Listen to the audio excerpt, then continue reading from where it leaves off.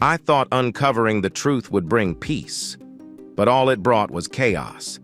Every shadow in the night feels like a threat. Every whisper, a promise of betrayal. I've seen the look of guilt in her eyes, Susan's. And now, as I delve deeper, I realize the real danger isn't just what's coming for me. It's what's been hiding inside my own home. The lies, the deceit, the secrets, they're all bleeding into one dark truth.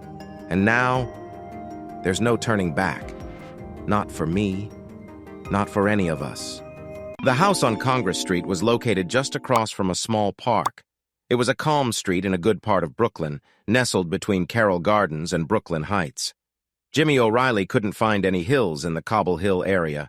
To him, the place was as flat as could be, with the Brooklyn-Queens Expressway marking one side and Court Street on the other.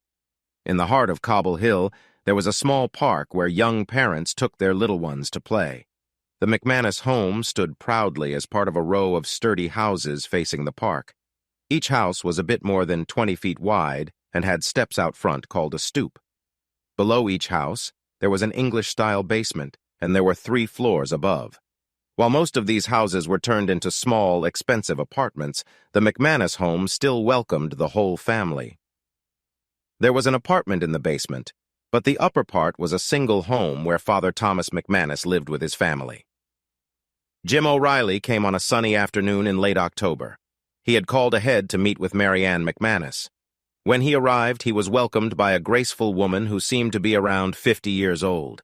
She wore a smart, dark blue dress suit and low-heeled shoes. Mary Ann gave off a sense of elegance and was clearly very knowledgeable. The way she carried herself and moved gracefully as she led her guest to the living room hinted at a charm he had not expected. Jim O'Reilly came to speak with an older woman but found a strong and experienced person instead. "Please, Mr. O'Reilly, have a seat," she said, pointing to one of the leather chairs next to a small love seat. The room was filled with nice furniture, and the walls had fancy wallpaper in a Victorian style. The furniture itself was a mix of modern pieces from the 20th century and older ones from the late 19th century. It was the house of a wealthy couple who had gathered their furniture piece by piece over many years. As Jimmy sat down, she said, "I'm going to have a little whiskey, but I have coffee if you'd like that instead." He chose the coffee, and soon she came back with a tray. It had a coffee mug, creamer, sugar, and a glass with a bit of dark liqueur. "Thomas liked Irish whiskey more than Scotch," she added. "I'm afraid I've picked up the habit of enjoying a little drink in the afternoon," she said as she took a sip of her beverage. The coffee was really good, and Jimmy agreed. "I can't take much credit for that. The small Italian shop down Court Street makes its own coffee. It's amazing how much better fresh coffee tastes. You should stop by and buy some before you head back to Albany. It's only a short trip into Carroll Gardens." "Thank you. I will give it a try," he said.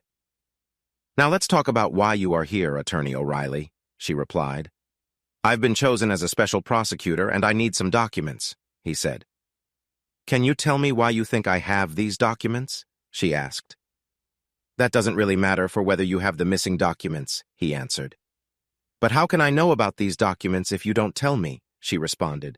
"Because the Archdiocese gave them to Bishop McManus to keep, and now the diocese is looking for them. Since the bishop has passed away, I'm talking to the woman who was with him." "You mean his wife? I am Tom McManus's wife. My lawyer can tell you that. We have a condo in Fort Myers, Florida. My lawyer says that state is very forward-thinking. Every winter, Tom and I would go there to avoid the snow. He would take off his collar, and we lived together as a married couple. And according to Florida law, that means you are recognized as Mrs. McManus." "Very clever, madam," Jimmy said, finishing her thought. "That's a nice compliment coming from you. I know about your reputation. I looked you up after Cecilia Porter called. Google can tell you a lot," she replied. "You know Mrs. Porter?" he asked. "Yes, we have something in common. I make it a point to stay in touch with all the women who are connected to priests. It's a small group, but much larger than the church likes to admit or the public knows about." Cecilia was unsure about what I was trying to find out, but I felt like you had the answer. If you didn't, you would have just said no when I asked if you had the documents instead of throwing another question at me. Believe what you want, but I won't be scared. You can't show that I have those papers. And if I did have them, there's no way I would give them to someone like you. I know your wife is considered a very good person. I understand how this can affect a family and a marriage. I have spent my life in the background of a good man's public image and his kind deeds. It's tough to live in the dark, handling all the daily tasks and getting no recognition. It might be even harder for a man. Still, I cannot accept that as a good reason for what you did. I don't think much of the church's lawyers, and even less of someone like you who will side with whoever has the most money to pay right now. You are being quite tough on me, madam. God's judgment will be even tougher. You should worry about that. I think God will be much kinder than the people whose case you have taken. I'm not saying you should let anyone control you, but maybe you should think about what is best for you in this situation. I have thought about it, and I don't see any benefit for me unless I stay totally free of any complications. Maybe there is something you're looking for that I can help with, he asked. I own this house and all of my late husband's belongings. I have a large amount of money, but I keep it safe for the mcmanis kids. The church didn't give it up easily. They tried to trick my children and me, but they couldn't because I was careful and ready for them. I don't need anything for myself. But I think you don't understand the risks of what you're doing. You might be putting yourself in danger without realizing it, he said. I promise you, I have done everything I can to stay safe, and I am ready for anything. I'm not new to meeting the bridegroom with an empty lamp. Have you thought about the people involved? They were just kids. But they are not kids anymore. They have found success in life, even after everything they went through. Can you please tell me what happened to Patrick Sullivan and Steven Fitzgerald? He asked. Marianne understood what he was getting at, but she wanted him to see things from her view. I'm sure you know that Stephen, as a young boy, was often hurt by the priest Edward Danbury. His friend Patrick, who was a bit older and stronger, helped him during the last incident. In the middle of that fight, a heavy silver cross hit Danbury's head. The hit broke Danbury's skull. But that was just the start. Even though Sullivan was hurt, someone needed to be blamed for hurting Danbury because his injury was so serious. If they didn't charge someone, the truth about Danbury would come to light. He had more than 100 victims, but Fitzgerald was the last one, all because of what Sullivan did. They took Sullivan to a juvenile detention center. He stayed there for 6 months. But you already know that. What you really want are the names of the people involved, and I can't give you those. I won't share anything you don't already know. She looked surprised. She had shared something with Jimmy that he hadn't thought of before, but he wanted one more detail. Doesn't it bother you that your husband was part of this? He asked. He noticed her look of shock and smiled. Your Thomas was connected to Edward Kincaid, Sr. Thomas worked with a law firm that handled real estate deals for the church. They needed a lawyer who was willing to help with their plan. Marianne smiled confidently and said, It doesn't really matter. A law firm isn't just about the names on the door. Also, what you want can affect both sides. The innocent will be hurt by the guilty. Jimmy realized then what had been done to him, but all he could say was, Is there anything I can say to change your mind? All you can say is to tell the governor not to worry. I will keep an eye on things, and my light is always on. Marianne thought she was being smart, but her message was easy for Lawyer O'Reilly to understand. As she walked him to the door, Jimmy made one last effort and offered some advice. Please think about it and reconsider. No one can stay pure while dancing with trouble. Teresa Hartman sat in the comfy Manthan office of Susan Singleton's PR firm. Susan was sitting across from her, looking over the first report. Teresa could tell that Susan was not pleased. No matter how many times she experienced this, Teresa couldn't fully lose her hope. Susan Singleton Fitzgerald seemed to have everything that made life great. She did not do anything special to deserve the nice things she had. Still, Teresa could not help but feel sorry for her. Susan had made some big mistakes, and many would say she was cruel to her husband. Now she was feeling the regret of her actions. Teresa understood that Stephen's unfaithfulness hurt even more because Susan's own guilty feelings added to her pain. Teresa knew from years of experience that the wife who feels guilty is often more open than the faithful one. She couldn't claim to be better or complain about her situation. Still, her hurt was real. And he meets this woman often? Susan asked. 2 or 3 times a week, Teresa answered. You mentioned that the woman seems to care a lot. Can I ask how you got to that idea? She's 27 and from what I can tell has never really been in a serious relationship until now. By serious, I mean she has been with your husband and no one else. Her past relationships seem to have been more about fun and not very deep. None of those were serious or long-term. So she's like a younger version of me.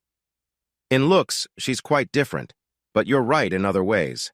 She is intelligent, has a good education, and works hard at her job. From what my team has found out from her friends, family, and past partners, she tends to be very competitive at work, a little bossy in her relationships, and quite eager in her private life. Those are all things I can relate to, Susan said.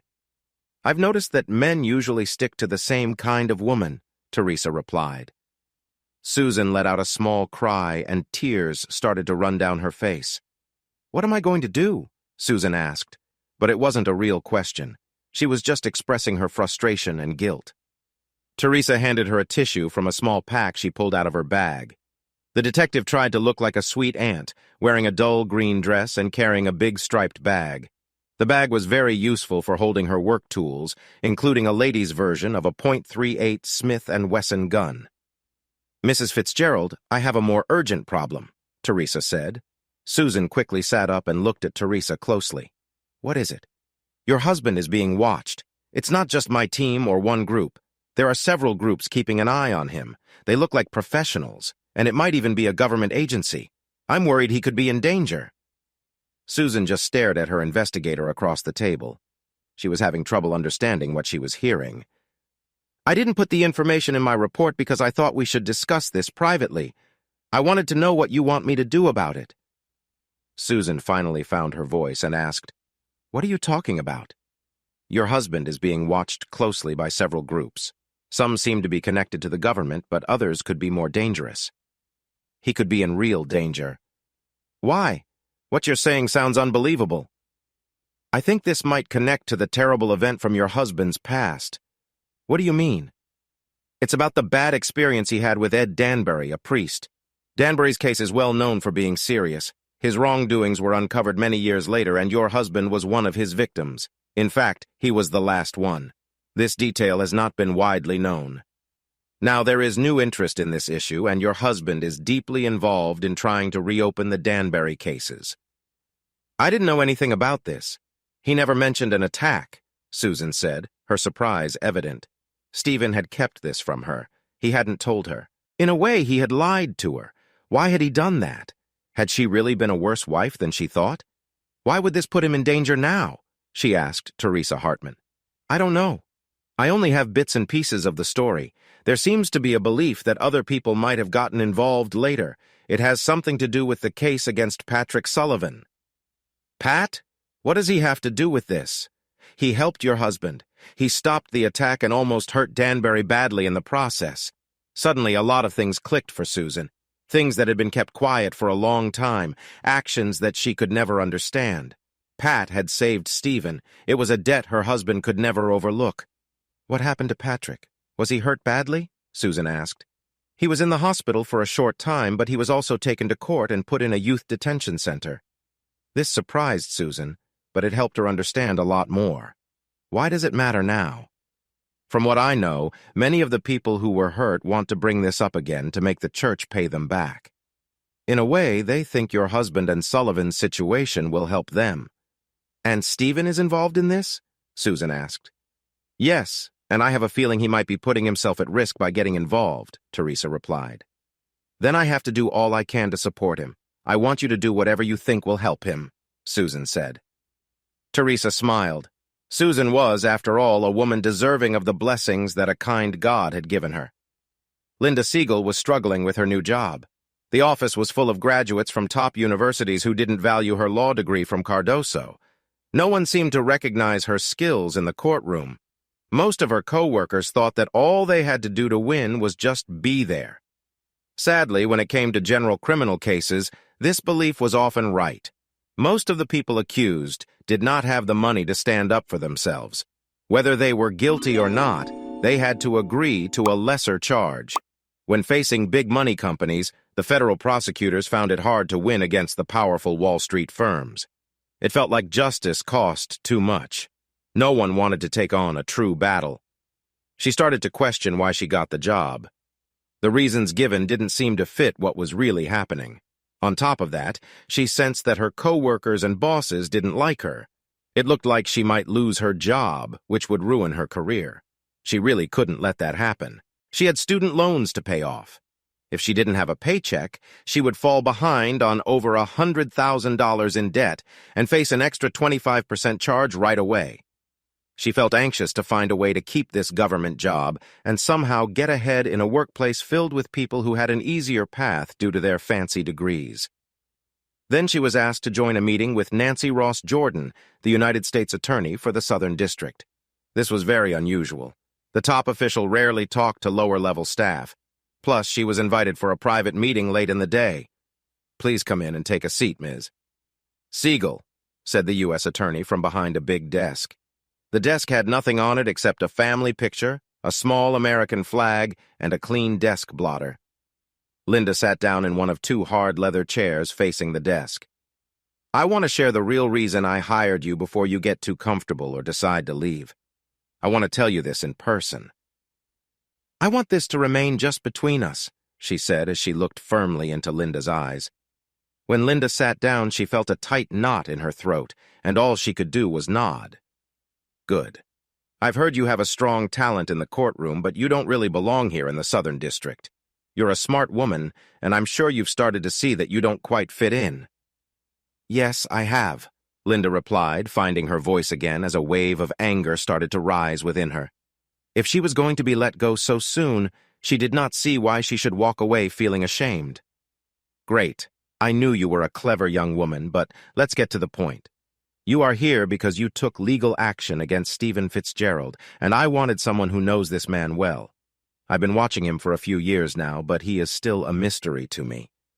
He is very attractive, very shy, and quite reserved, but in the courtroom, he is like a lion or a slick panther, ready to strike before anyone notices the threat. The first time I saw him was at a mock trial where he was the judge. I joined in because I wanted to meet his coach, Edward Kincaid, Jr. I knew his father from work, but had never met the son." "The governor?" Linda asked. "Yes, that's right. I did meet him, but that's not the main point. What I want to say is I was really impressed by Mr. Fitzgerald and his partner, a man named Patrick Sullivan. They were an amazing team in many ways. They were connected to an old case about an attack on a priest. There was a claim of abuse, but Sullivan accepted the blame for the attack." Nancy stopped to give her listener a moment to understand what she had just said. "Some people think the two boys were involved in something wrong done by the government. The kind that reaches high places and makes a huge wave of public anger," the U.S. Attorney said. "And you've been keeping an eye on them," Linda replied, her interest growing. "Yes, they are two very strange men, and there might be a reason for their unusual actions. To add to the excitement, it looks like these two recently got involved in their own surprising misuse of power, which led to the governor naming Sullivan as the acting district attorney." "It's all in this file," Nancy said as she opened her desk drawer and took out a thin folder. She handed it over to Linda. "This has only guesses and personal views. There's no real evidence.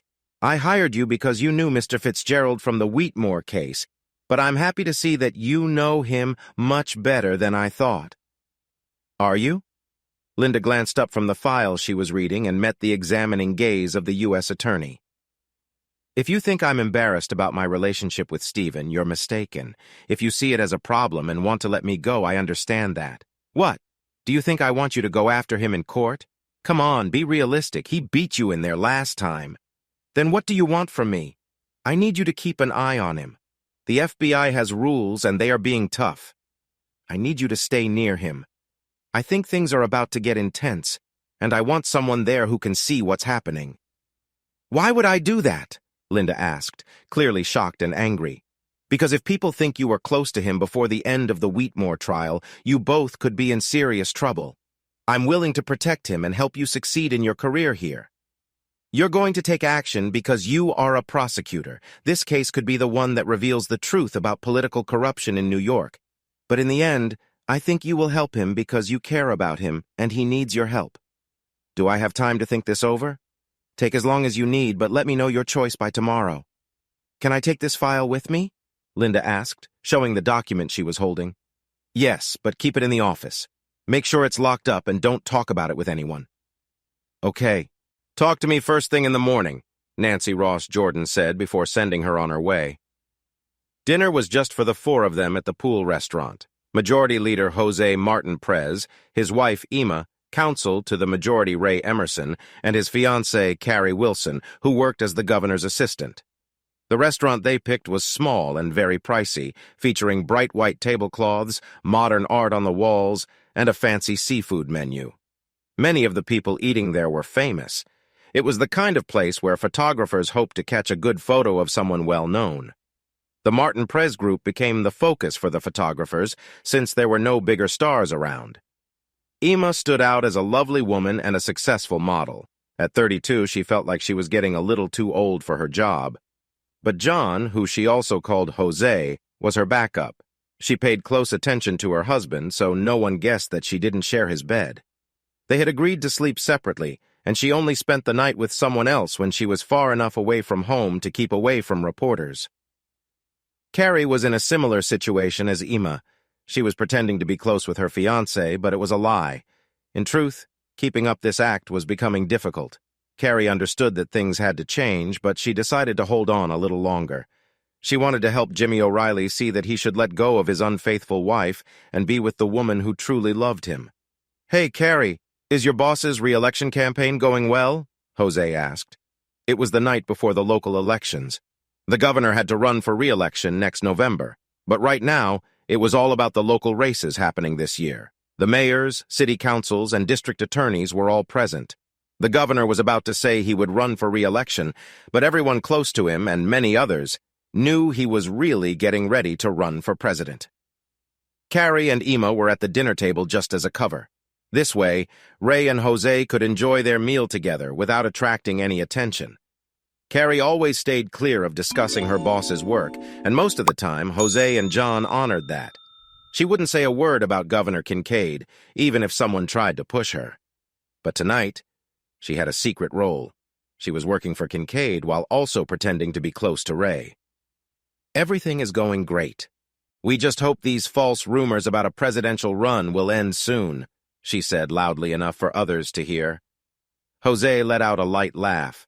He understood the game they were playing, but that night he had a question of his own. "I heard he's working with a PR consultant. Why does he need one if his re-election is going so well?" Carrie felt uneasy and glanced at Ray next to her, but he avoided her gaze. "Are you talking about Susan Singleton?" she asked. "Yes," Jose replied quietly. "Good public relations can always help." "Is it connected to her husband?" Jose asked, clearly trying to get more information. Carrie turned her attention to her fiancé. It seemed clear that he had shared her secrets with his partner. But why was Jose curious about Fitzgerald? He wasn't connected to things, was he? Fitzgerald isn't tied to the governor at all. "Oh, really? And what about O'Reilly?" Now Carrie was feeling flustered. How did the leader know about O'Reilly? Ray must have been listening in on her. The governor has many interests. Jimmy is checking into some youth justice issues while we watch how the campaign might change. That's a strange person to have on standby, a lawyer with a really bad name. Some might say the governor has a secret he wants to hide. Jimmy gets a bad name because of who he works for. Don't mix up the message he brings with who he is. "But what about Ed? Is Kincaid the client?"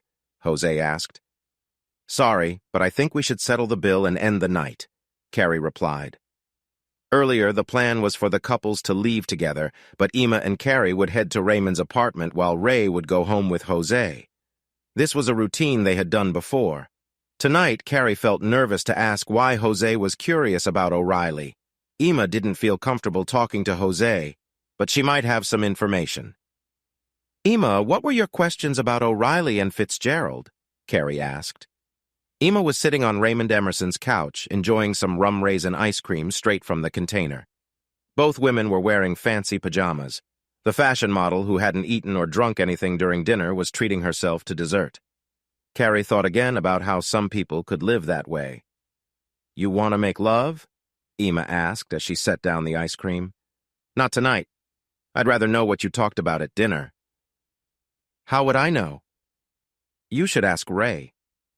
I'm asking you, and I thought we were friends.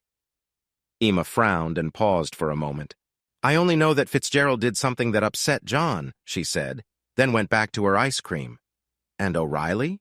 Carrie asked, but Emma just shrugged. Carrie knew of only one thing connecting Fitzgerald and O'Reilly right now. Did Assemblyman Martin Prez know about the governor's problem, or did he just have a bad feeling about it? She thought hard about every talk she had that her fiancé Ray might have overheard, but she couldn't remember saying anything that would give away any secrets. Was Jose just making guesses? What did he want? The person stepping down, were they trying to threaten the governor for help? That didn't make any sense because as the leader, Jose John was supposed to be next in line. Carrie needed to call the governor and maybe O'Reilly, but she couldn't do that while Emma sat on Ray's couch eating ice cream. Emma wouldn't go away until Ray came back with the Martin Prez limousine in the early morning. Carrie wouldn't be on her own until she went to the governor's office in Manhattan tomorrow morning. She decided it could wait until then. She made a mistake. The offices of Kopf and Bradley were on the 40th floor overlooking Madison Avenue. It was election day, and Susan Singleton met with her three partners, Edward Kincaid, his assistant Carrie Wilson, and Tony Greco, who helped with the governor's campaign. Fred Bradley, the senior partner, was sharing the plan they had agreed on. Susan will take a break from her regular work for the next year. During this time, she will focus on helping with Kincaid's re-election campaign. Tom and I are going to start a group to explore running for president and gather money for it. This group will be completely independent and won't connect with the governor or his campaign to get re-elected. When do you think you can let Susan go? Kincaid asked. Well, I hope we can move her other clients by the first week in December, Tom answered. Great. The exploration group should be ready by Christmas. That will give us 2 whole years to get ready for the first election, Tony said. During the meeting, Carrie stayed quiet. She didn't have anything to say and was just writing notes for her boss. But deep down, she worried that the whole campaign might not even get started. She had been in a relationship with Jimmy O'Reilly for more than a year. She had made up her mind to take the chance now that his wife had left early for her Doctors Without Borders work. Jimmy was the man she wanted to be with, and she had asked him to help with the mission to deal with the serious child abuse scandal. This was a problem that could ruin all the governor's big plans, or so Ed Kincaid had explained to her. If Jimmy could do well, it would mean good things for Kincaid, and in turn, for her too. She wanted to ensure that Jimmy felt appreciated and feel even closer to him. The problem was that Jimmy wasn't doing well. He had hit a dead end with a woman in Brooklyn, and he faced tough competition from the husband of the only other woman nearby. Carrie couldn't understand how Susan could sit and talk about a presidential run while ignoring a scandal involving the governor's father and her own husband. Steven Fitzgerald was really trying to make a big splash, wasn't he? This morning, Susan was still thinking about the tough talk she had with Jose Martin Prez last night. The assembly leader was very sharp. He knew that Susan had a new job. He knew that Steven was busy with something important. But most concerning was that he also knew Jimmy O'Reilly was working for the governor. And Jimmy was someone who wanted to be the speaker. He was not friendly with the governor at all. How could Mrs. Fitzgerald navigate all this? Why did Fitzgerald sit there so calmly? Susan could feel the governor's assistant staring at her. She wondered if the girl was upset about her connection with Tony. For the past 10 months, Susan had been trying to push Tony away. However, Tony wouldn't give up easily. To be honest, Susan's no had a lot of complicated feelings behind it. Susan was set on saving her marriage and starting a family. The two situations didn't really connect, but they did follow a similar path. Did Mr. Greco really not see that she wanted to stay at home with her husband? Was Carrie aware of Tony's plans that could mess up her chances of joining the governor's campaign and later running for president? This was confusing, but Susan knew she had to be patient and see how things turned out. Carrie Wilson was just a minor worry for now. Even though Susan smiled, her heart felt heavy. She couldn't shake the feeling that something bad might happen to her husband. It hurt her even more because she couldn't talk to him about it. She was scared he would find out that she had been secretly watching him. How did her life end up like this? Her husband had hidden the trauma of his childhood from her, and now he was spending time with another woman. Susan knew the truth.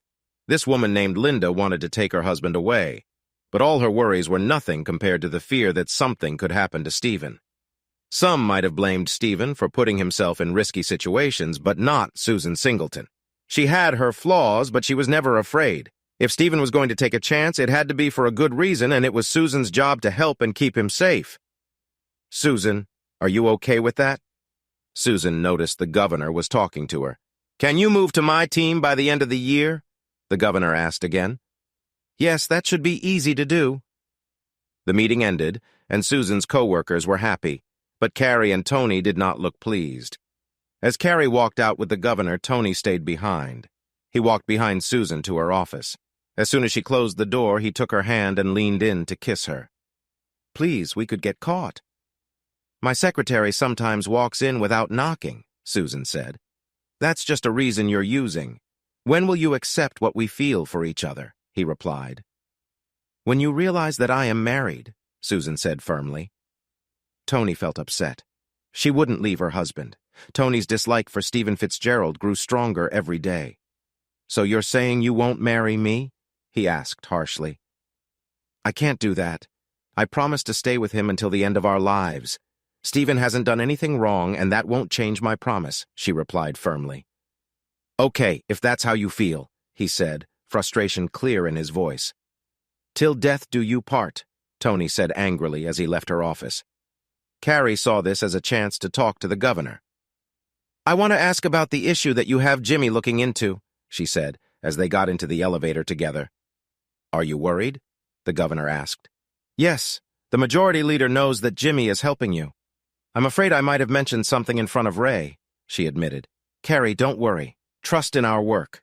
We have done everything we can. Now it's in Jimmy's hands. If it's meant to be, then it will happen," she said simply.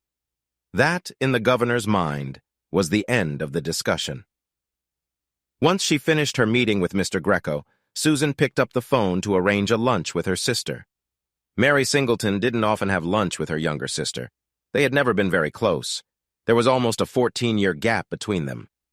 Susan also understood that they had grown up in very different ways. Mary was the eldest child. Mary's parents had been very close to her until she was almost an adult. Her mom, Catherine, often said that growing up was tough for Mary. She meant that even in her wild family, Mary stood out for her free spirit. But then she met her husband, and everything changed. She became a loving wife and the mother of 3 wonderful and smart daughters. Mary worked as a lawyer on Wall Street at one of the top firms. People respected her and admired her, and many even wished they could be like her.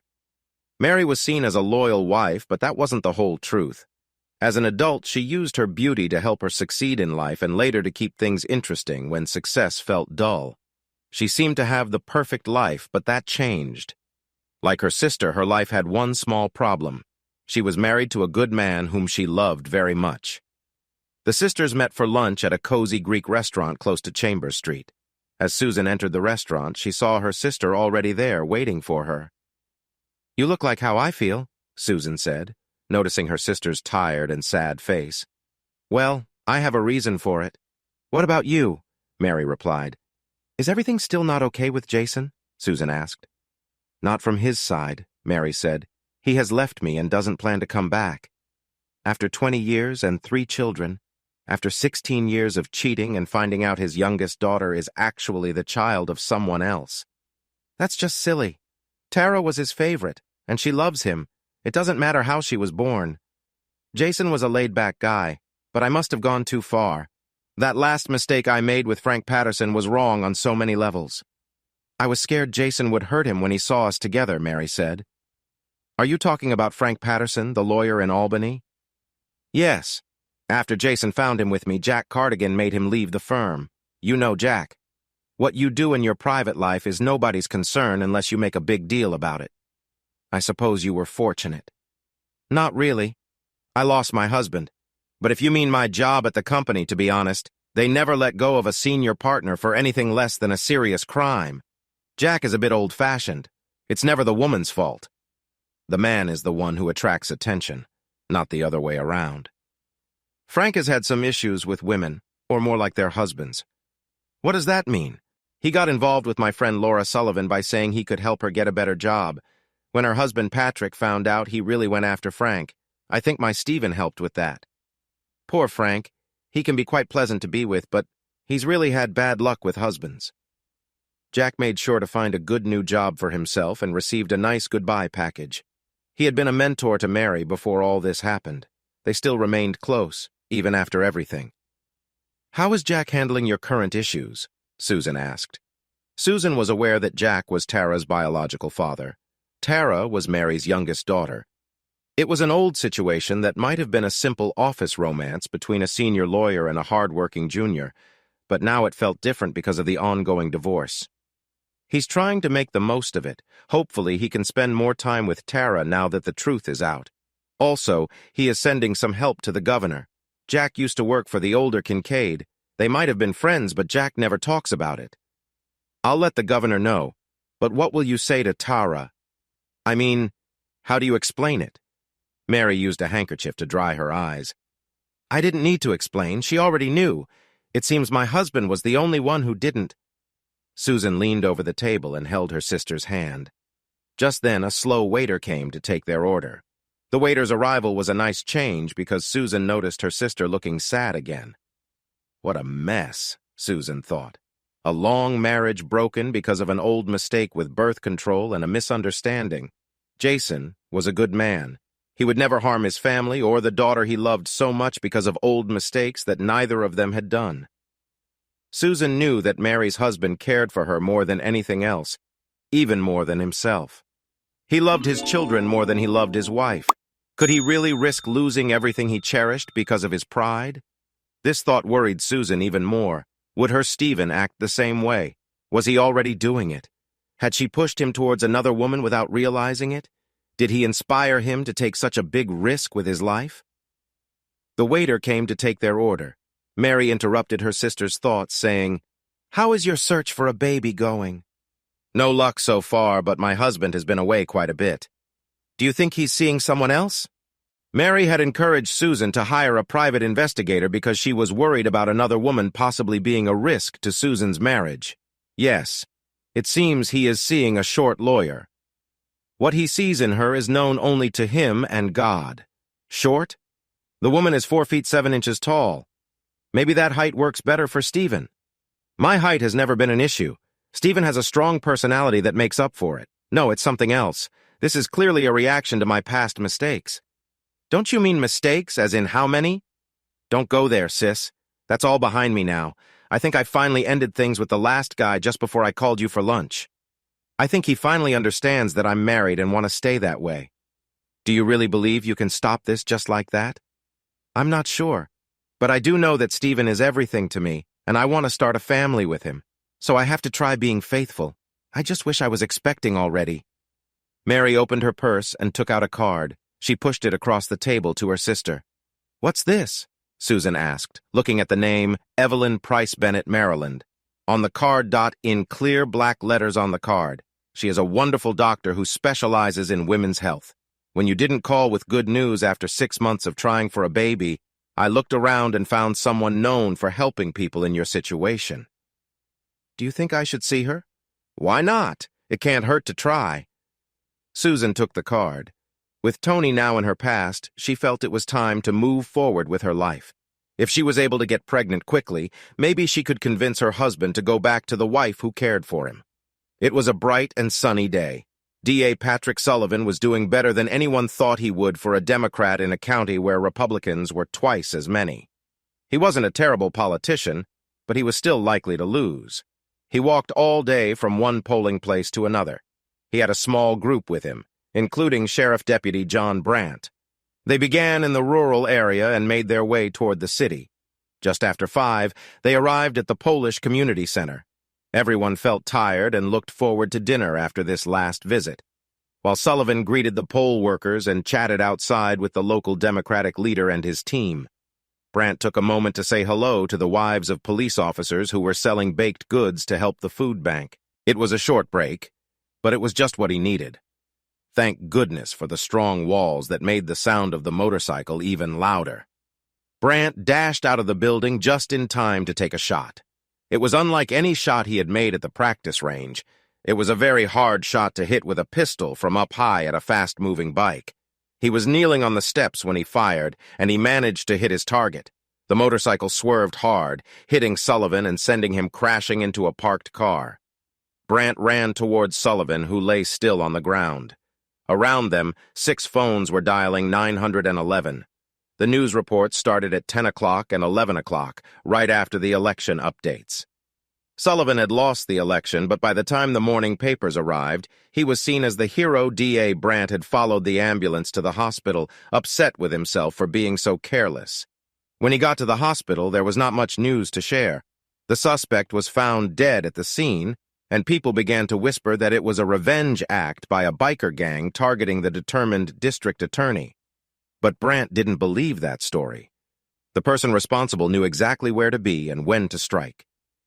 Sullivan's wife arrived at the hospital, filled with tears and regret. But Brandt wasn't convinced. If she truly cared for her husband, why had she been unfaithful to him? At that moment, the governor entered the room with his helpers, Carrie Wilson and Tony Greco. As the governor approached the sad wife to offer comfort, Greco walked up to Brandt to ask about Sullivan's situation. "Do you know how he is?" Greco inquired.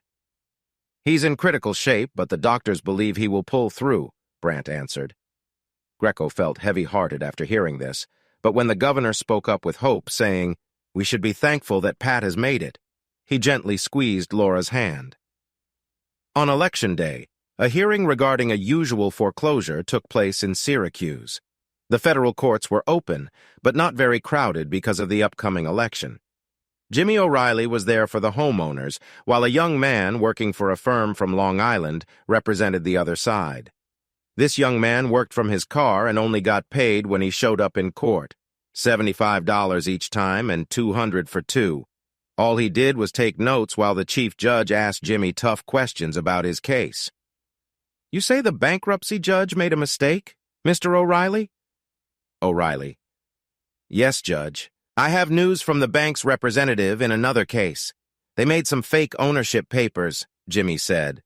"You mean they forged them?" the judge asked. "Yes, that's right," Jimmy replied. "Well, since we don't have any written statement from a bank officer and the bank's lawyer disagrees, I will approve the request for a delay. We will plan a full hearing for next week as long as the parties have not come to an agreement," the judge said, not even glancing at the troubled attorney. Everyone in the courtroom knew that before the meeting began, the bank would change and confirm the mortgage again. This had become a normal practice. Jimmy was just annoyed that he had to drive all the way to Syracuse from Albany, but that was part of the bank's plan. They made homeowners work hard, even to settle things. The sun was still shining as Jimmy walked from the new courthouse to where he had parked his Honda Civic on a side street. In a quiet area of a city that was having a hard time, not many people were around. An SUV drove up, and 2 big men stepped out. They walked straight toward Jimmy O'Reilly. "Mr. Bolzano wants to talk to you," said the shorter of the 2 men. "We mean Salvatore Bolzano," Jimmy replied, fully aware that they were actually talking about Lefty Bolzano. The men just nodded, agreeing with him. Salvatore got his name not because of bad things he did, but from his Little League days about 60 years ago. He was one of 3 boys on the team named Sal. Since he was left-handed, he became known as Sal the Lefty. Sal was a good player and even made it to AA baseball before he had to turn to more serious challenges in life, which led him down a path of crime. Sal the Lefty was not a beginner at this. "Okay, if you tell me where to go, I'll head over there," O'Reilly said, knowing they didn't really mean it. "Sure, we can take you," said the shorter man, while the bigger one held onto Jimmy's arm. Jimmy, trying to buy more time, said, "My car is parked at a meter. I don't want it towed." "We'll look after it," the bigger man said as he pushed the unhappy O'Reilly into the back seat of the SUV. 45 minutes later, they pulled Jimmy out of the van in Orascani, right in front of a place called Johnny's Bar and Grill. The place looked old and worn down, showing its age. They guided him through the bar and out a back door that opened into a long, sloping hallway. Halfway down the hall, his captors paused at a door labeled Private. A knock on the door made a sound, and then it swung open. They brought him inside and left, shutting the door behind them. "Good afternoon, Jim," said Salvatore Bolzano from behind an old, simple metal desk. The room was mostly empty, with just a few pieces of furniture. There were no windows, and it was clear that this room was in the middle of the building, surrounded by other rooms on all sides. As soon as the door shut, all the sounds from the bar stopped. "Hi, Mr. Bolzano," Jimmy said. "No need to be so formal," Sal Bolzano replied with a smile. "I'm not your little league coach anymore. Just call me Sal. You're all grown up now, so please sit down." "All right," Jimmy said, pulling out a sturdy chair in front of Sal's desk. Lefty Bolzano was in his late 60s, but he looked as strong and energetic as someone 20 years younger. He was of average height, but he had a strong presence in every room he entered. His once youthful looks had turned dignified with time.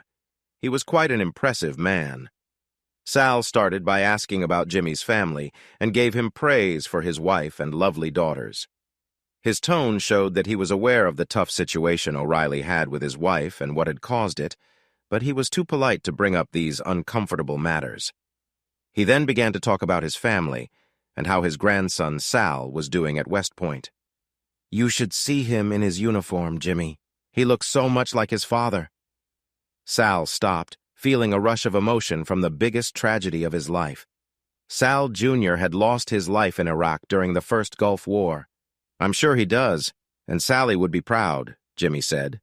"You know it, but I'm wasting time," Sal replied as he took out a small tape player from the top drawer of his desk. "In this life, a good man makes many friends," Sal started. "Sometimes people you compete with in business can still be friends. You go to weddings together. You play cards with the groom on his last night of being single. You even see the christening of his first child. You get to know each other. You understand his feelings just like he understands yours. When he faces a tough choice, you support him like a true friend does." With that, Sal switched on the music player. Two men were talking. Jimmy thought their voices sounded familiar, but he couldn't remember where he'd heard them. They were chatting about the busy traffic on the thruway between New York and Albany. One man was expressing concern to the other about the traffic leaving the city. They chatted about nothing important for about 45 seconds, and then Sal turned off the machine. "You understand my friend's issue," Sal said. "He has permission to listen for a specific man. Neither of these men is who he's looking for, but one of them knows someone who is important to my friend. My friend is really good at his job, and he can sense when something important is about to be said, but he has listened for too long already. The judge might say that they broke the rules. He should turn off the listening device because he is breaking the rules," Sal said, and switched the machine back on. The first voice: "We have a problem." Second voice: "What kind of problem?" First voice: "Our friend in New York says that your boss hired a lawyer named O'Reilly to look into the missing file issue." Second voice: "So what? Jimmy O'Reilly is just a low-level worker who's involved with the boss's assistant." First voice: "When this deal was made, we were told that no real investigation would happen after the tragic events." Second voice: "And there won't be. Everything is settled with the state police." First voice: "Still, O'Reilly is poking around. If he figures out what the deaths mean, he could make things difficult for us." Second voice: "Why? What do you think he'll find out?" First voice: "My client wants to get rid of Fitzgerald and Sullivan. That's all you need to know. We don't want anyone digging around." Second voice: "Then take care of O'Reilly, too. What's one more problem?" First voice: "For the same $2 million?" Second voice: "I'll check. Maybe you can get a deal for 3. First voice: "All right. I have the job on Sullivan planned for tomorrow night after the election. Then we'll deal with your girlfriend's husband." The recording suddenly stopped. "Now you understand my friend's issue. He can't talk about his illegal recording, and he can't just watch while 3 men are put in danger," Sal said. O'Reilly stayed quiet. He realized who the second man was. He knew Tony Greco was involved with Steven Fitzgerald's wife. Greco wanted Fitzgerald gone, but why would he want to hurt Sullivan? Then it clicked for him. "I can see you thinking," Sal said. "Yes, I think I've figured something out." "Want to share what you mean?" "It's just one of those strange legal details. Your friend, being a federal agent, might not have noticed. You can easily win a case for conspiracy in federal court, but it works differently here in New York. You can't show that a plan was made just because one or more people say it was. In this case, you would need to hear from one of the victims, Fitzgerald or Sullivan. Without their word, you can't charge anyone with a plan unless you have other proof. Do you have any proof that shows something did happen? Lefty Bolzano leaned back in his chair. I told my friend you were clever. Now what should I tell him you are going to do? He can't do much to help without causing problems. I need to tell Sullivan and Fitzgerald. I'm not sure what else to do right now. I could use more details. The other man is Anthony Greco, a top helper to the governor. He must know people in the state police. It would be useful to find out who they plan to bribe. Are you certain it's Greco? Sal asked. I'm pretty sure. He's made advances toward Fitzgerald's wife, and I recognize his voice. It sounds just like him. I'll ask my friend to help, but you know the state police isn't very good. It could be one person or many. Please do your best, and thank you. Do you not know the first man? No, but his voice feels familiar. To me, he sounds African-American, Sal said. You might be right.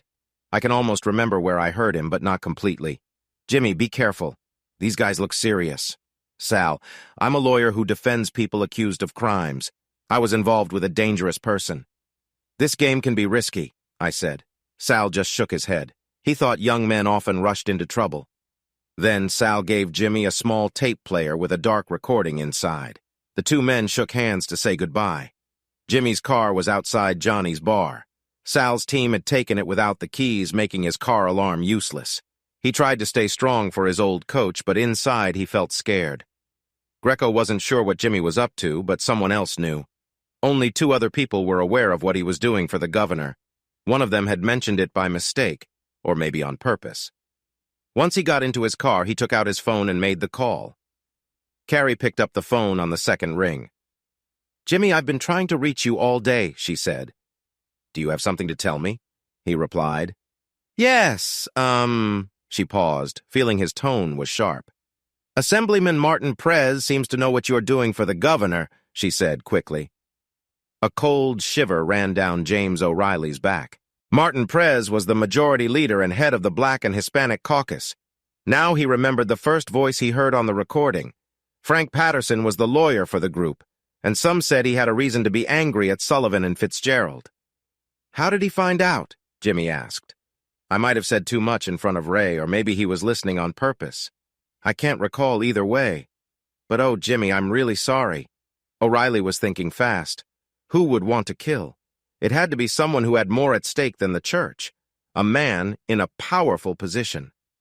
The governor had always seemed like the main suspect, but what if there was someone else who had a lot to lose? What if this person was more scared of Sullivan and Fitzgerald than of what was in the file? Are you still there? Carrie asked into the quiet on the other end of the phone. Yes, I'm not in Albany. I'm a bit away from there, about an hour and a half from Utica. I need to let Patrick Sullivan and Steven Fitzgerald know that they might be in trouble. Oh, Jimmy, Pat Sullivan was hurt today. We're at the hospital. The governor is very angry. Sullivan is hurt badly, but doctors think he will survive. They believe a motorcycle gang might be involved. No, that's not true. I've been thinking about this all wrong. I've made a big mistake. What mistake? Carrie asked, but he was already gone. He got in his car and drove to Brooklyn. He needed to find Marianne McManis and tell her about their shared mistake before it was too late. Teresa Hartman was closely following Steven Fitzgerald.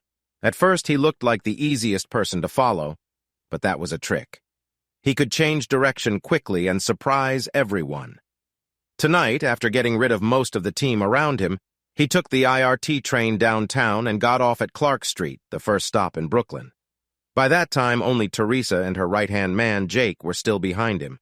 Jake was old-fashioned and knew his job really well without needing to think too much about it. Right now, they were on foot, and Jake was about 10 years older than Teresa, who was 53. The two detectives had to keep up with a younger man named Fitzgerald. It was tough for them to keep pace as Fitzgerald walked quickly down Henry Street towards Atlantic Avenue. Teresa crossed to the other side of the street, which helped her stay a bit ahead. Meanwhile, Jake followed closely behind Fitzgerald, determined to keep up at Atlantic Ave. Fitzgerald paused for the traffic light. Teresa used this time to catch her breath. Suddenly, Fitzgerald dashed across the street, ignoring the red light and the cars coming toward him. Teresa had no choice but to follow him, hoping he wouldn't see her small figure weaving through the cars at the corner. Luckily, he didn't notice her running behind him, but they had lost Jake at the light. Stephen hurried up Henry Street, then turned left at Amity Street. She was right behind him, and then he was gone. He had disappeared. Could he have seen her? Was he hiding? She moved carefully up Amity, glancing into the little gardens of the old Victorian houses. She checked behind the cars parked along the narrow road which was made for horses and carriages long ago. There was nothing. He had just vanished. Jake ran to catch up with her halfway down the street. "Did we lose him?" Jake asked, out of breath from running the last few blocks.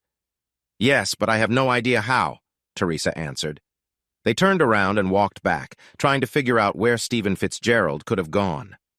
They looked at the yards and buildings on both sides of Amity Street and then did the same on Henry Street.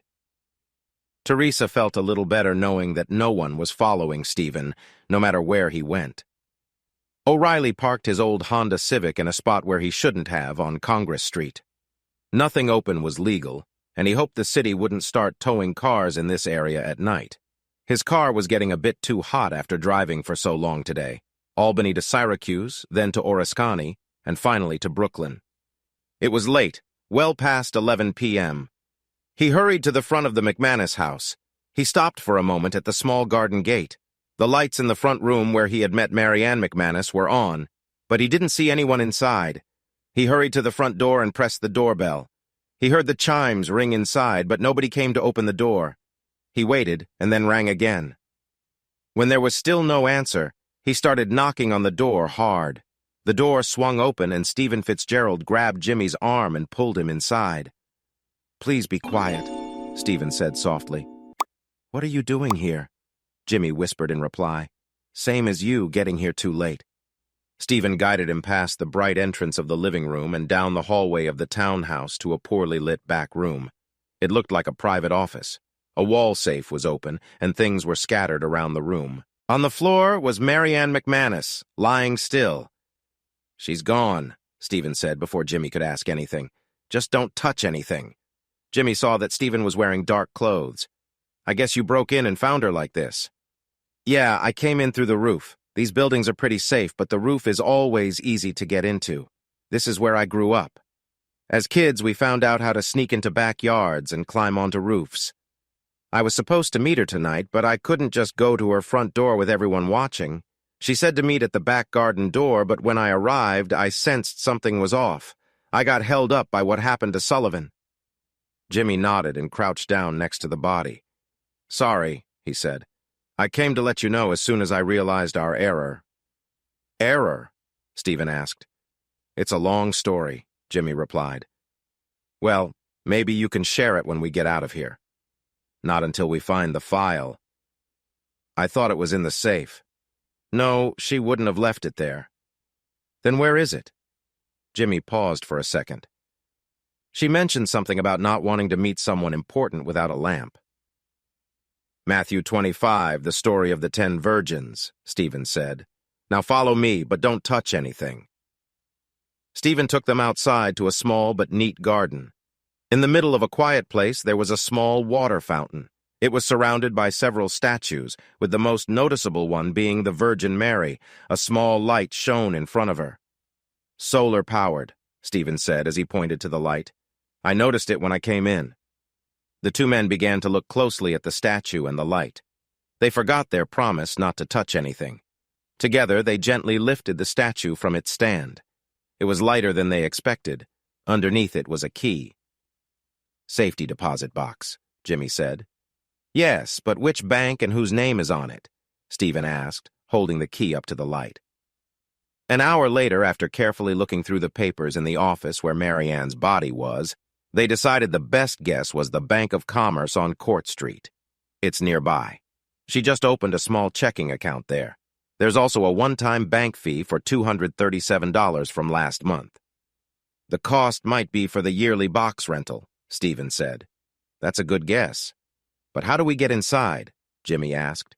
"We need someone to pretend to be Marianne McManus." "Do you have someone in mind?" Yes, I do. But first, let's leave this place. All right, but we stick together. I have something important to tell you, and we need to be somewhere private, Jimmy told Steven.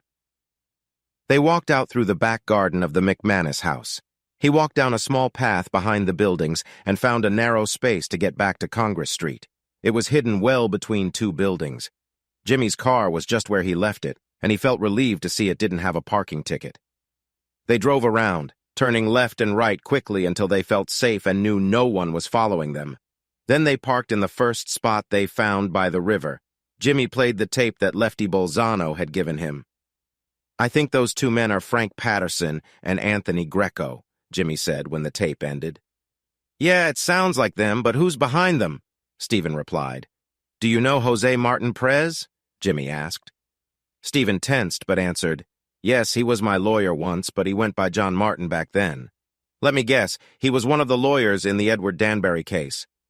He was my first legal aid lawyer, but he didn't stick around for long.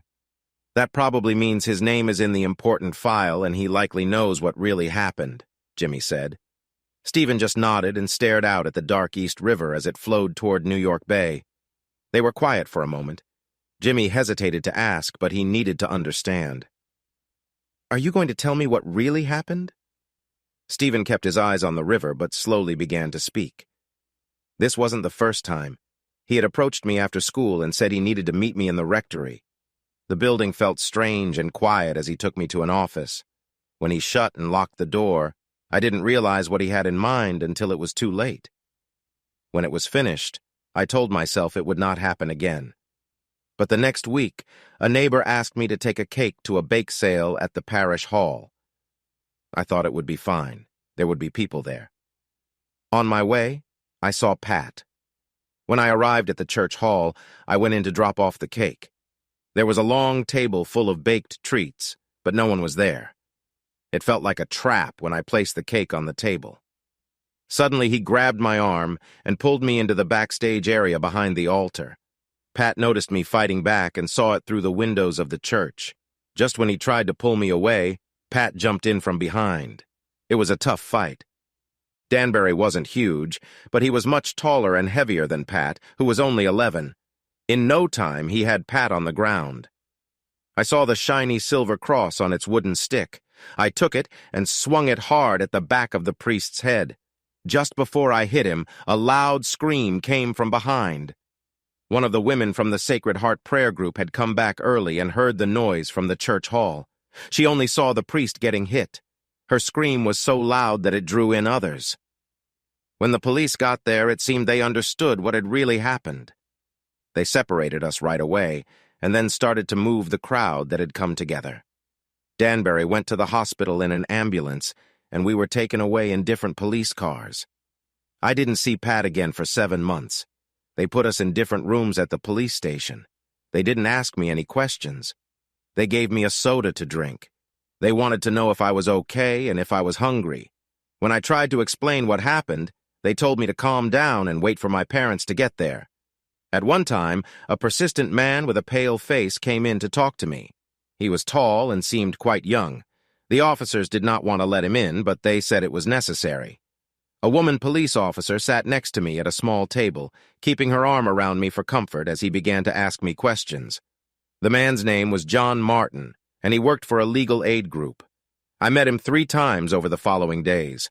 From the very first meeting, it was clear he wanted something that didn't really seem focused on helping me. I told everyone who would listen that I hit the priest and why, but no one seemed to care. My parents took me home. My dad was mad, but my mom was more sensible. She told me I had talked enough and should let it go. They put Pat on trial and got him to admit he hit the priest with the cross. Apparently, Danbury got hurt badly and couldn't go back to the church, or so they said. It was a bit of a hidden scandal. Everyone knew what had happened, but no one talked about it. I always thought they didn't take me to court because of my appearance. I looked young and nice. They put all the blame on Pat, who was completely innocent. I felt bad then and still do because of what I allowed Danbury to do to me. Maybe that's why I decided to become a lawyer. I believe I'm fairly clever, but I can't figure out why that file was so important that someone lost their life over it. Who was the lawyer that ended up helping Pat? I see that it says Senior Kincaid on paper, but I sensed from poor Mary Ann that it might have been someone different, Jimmy asked. The only defense lawyer I can think of is John Martin, but Pat would know for sure. I'll ask him. And what about the prosecutor? I remember a young woman, pretty short with a tricky name. Tricky? You know, like a hyphenated name, too many last names. We really need that file, Jimmy said. That's true, but what do we do after that? You going to hand it to the governor? The problem is I don't trust him. I think he wants to keep this quiet. Now I'm pretty sure he wants to reveal everything for his own gain, no matter who gets hurt. It seems like his goals and my client's goals are the same, but really the victims will just keep suffering. Unless the time limit for claims is extended, they won't get any help. Jimmy O'Reilly sighed. I'm sorry. I didn't have a chance to tell Pat. It's okay. Knowing Pat, he would have just kept doing things his way anyway. Okay, let's get the file and see what it has, Steven said. But we also need to deal with Patterson and Greco, Jimmy replied. All right, let's split our tasks. I'll grab the file while you handle those troublemakers. Sylvia Keenan usually had a lot of confidence, but at 57 years old, she had never thought about breaking the law before. As she stepped through the doors of the Commerce Bank and Trust, she felt very anxious. She worried that everyone could see her nerves, and she feared she might get stopped and taken away. The safety deposit boxes were on the other side of the big lobby, right by a huge vault that was protected by strong steel doors. In front of her was a young bank clerk sitting at a desk with a sign that said, "Please sign in." He hardly glanced at her when she held up the key to box E102. "Please sign here, and I need 2 forms of ID," he said. Sylvia wrote down the name Mary Ann McManis and gave him the Social Security card and driver's license that Steven had taken from the McManis house. The bank clerk didn't even check the photo on the license. He noted the license number and gave it back along with the Social Security card. Silva was ready to point out that it was a bad photo, one that didn't really look like Mary Ann, which was easy for anyone to see. Mary Ann's license had the usual faded picture made by the state's new high-security system. The desk clerk directed her to the vault clerk, who led her into the area with the security boxes. He paused in front of a row of big boxes and asked for the key that Silva was holding. He placed his key and her key in box E102, then opened the door and took out the box. Next, he guided her to a small booth. "I'll be right outside if you need me," he said, leaving the box and stepping out of the booth. For the first time since she walked into the bank, Silva started to feel at ease. She opened the big box and was surprised to find it nearly full of a Redwell file folder. She sat down in one of the 2 small chairs and took a deep breath. When she pulled out the folder, the box was empty. All it had was the folder. Silva fought the strong desire to take the file and run away. When Steven Fitzgerald told her about what was happening, she eagerly agreed to help. But now, she hadn't fully considered what that choice could lead to. Feeling both curious and scared, she looked closely at the Redwell. Inside, there were 5 sets of papers. Each set was neatly held together by a 2-hole binder clip. Each one had a list of the papers organized from the newest to the oldest. Everything was very orderly and specific. At the front of the file, there was a 3-page index. She knew for sure that she had what she came for. Taking a deep breath, she put the file into her bag. To make it fit, she had to take out the book she brought to read in her jail cell in case of an arrest. The book was a hardcover copy of Alexander Hamilton by Ron Chernow. She had bought it for just $5 at a charity book sale. The book was heavy and kind of boring. She realized she had to make up for the missing weight of the file she had taken so the bank worker wouldn't notice. She put the book in the box, shut the lid, zipped the file in her bag, and called the helper to take the box back. As she left the bank, she happily said goodbye to the clerk, feeling excited that she had gotten away with her plan. Steven, who had been waiting in the bank's lobby, followed her to her car. "I got it," she said as she opened the car door. "I was so nervous, but they hardly checked anything." "I told you. They just follow the usual steps," he replied. Inside her car, Silva handed him the file. "Is it all you need?" she asked.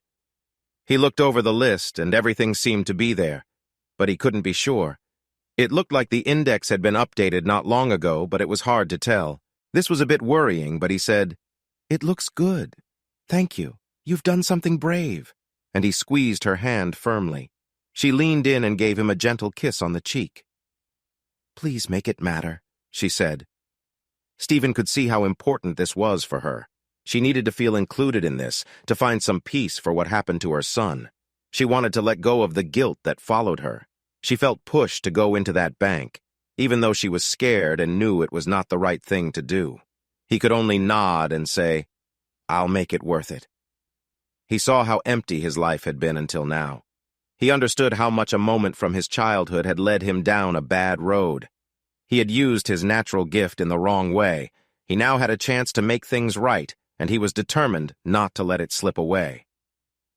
Lieutenant Ed Brandt of the Van Patten County Sheriff's Department sat in Brown's pub, watching the new waitress, Pollyanna Randall, at work. He thought she was quite remarkable. If he hadn't heard about her troubled past from Jimmy O'Reilly, he might have seen her as just a sweet young girl. Polly looked quite young, even though she was actually 24. She was playfully chatting with every man in the room, and the way she looked and moved seemed to catch their attention. She focused a lot on a table of successful black men, especially on one named Frank Patterson.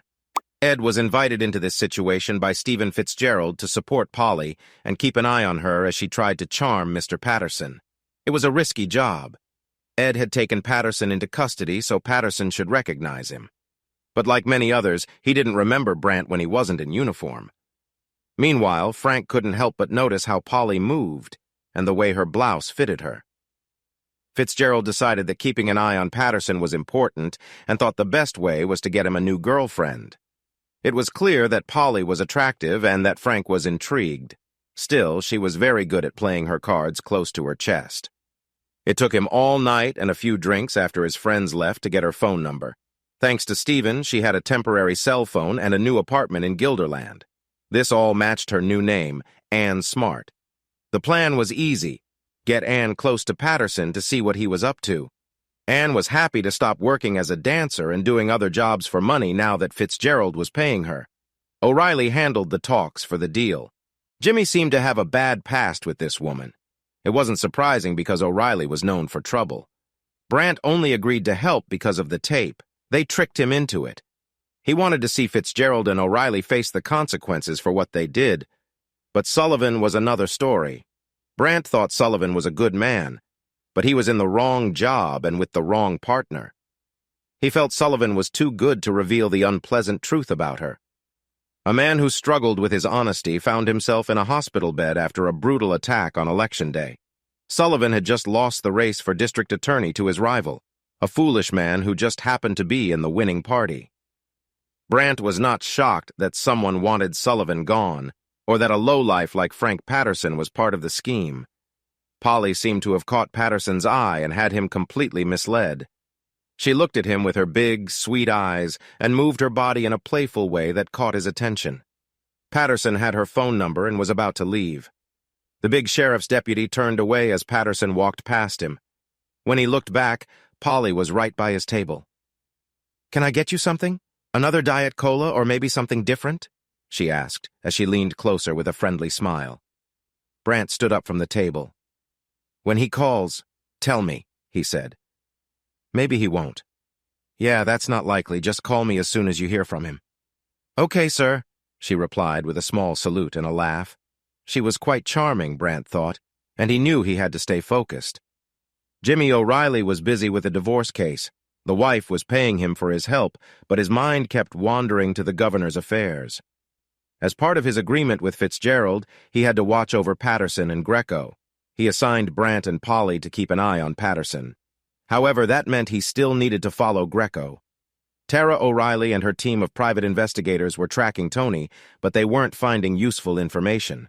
He had to discover which officers in the state police were working with Greco before another attack happened. Sullivan was an easy target, but Jimmy suspected that the main target was Fitzgerald. Catch him, and maybe some folks will rest a lot easier. The issue was that Fitzgerald didn't seem very worried. He wouldn't carry a gun or take any safety measures. He acted like everything was normal, but Jimmy was sure the man already had the important documents. He guessed Fitzgerald was figuring out who was behind the Patterson and Greco murder scheme. It was just a matter of whether Jimmy could reach Greco before Greco reached Fitzgerald. Jimmy's phone rang. "Hey, big brother! You will never guess who Tony Greco just saw at 677 Prime," said Tara O'Reilly. "Jose Martin Prez," Jimmy O'Reilly answered. "How did you know?" Tara asked. "Just a lucky guess." "Do you want me to follow Jose?" "No, keep an eye on Greco for now. We need to find a way to get the main people to open up." "Where do you think Jose comes in?" Tara wondered. "He's the banker," Jimmy replied. "They need money to deal with the local police." Just then, Tara watched as Jose handed Greco an envelope. Tony didn't wait for dessert. He got up and left without finishing his steak, and Tara followed him. Jimmy needed a new idea. He wanted to stir things up and see who would reveal themselves. If pushed, Patterson and Greco would look for help. If Steven had the file, it would be about figuring out where they would go for support. Jimmy thought that Jose Martin Prez was being threatened. Jose was now a well-known and important man. He had gained his power with the help of the church, which was like a reward for his loyalty.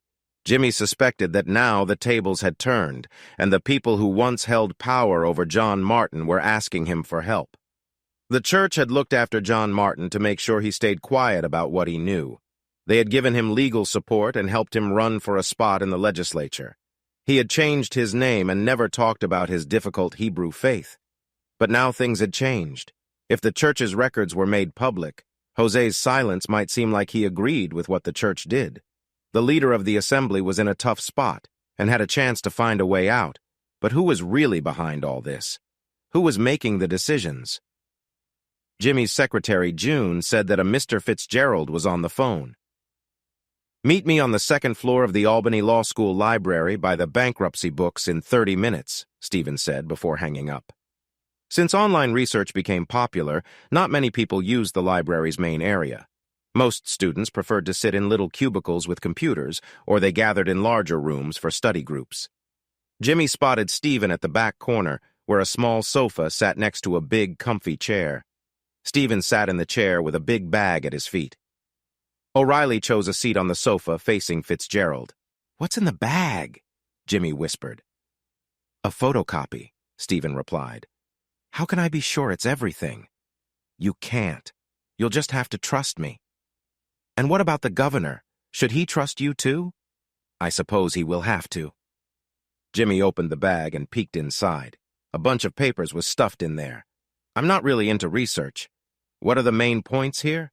"About 50 people, including judges, lawyers, and officials, are involved, but there are 10 important names who had strong reasons to harm someone." "Where does the governor fit in?" "Not in either group. From what I can see, his father was used as a decoy by someone in his own law firm." "So he's safe?" "Not really. His leadership is in trouble. Either he was aware and ignored it, or he's completely clueless. Anyway, his time as the one trying to bring change will be done soon." "But what if no one discovers it?" O'Reilly asked. Steven moved restlessly in his chair. "Allowing them to get away with everything? Disappointing my clients?" "We both understand that more trouble will just reopen old hurts. Unless the law changes, there won't be any justice.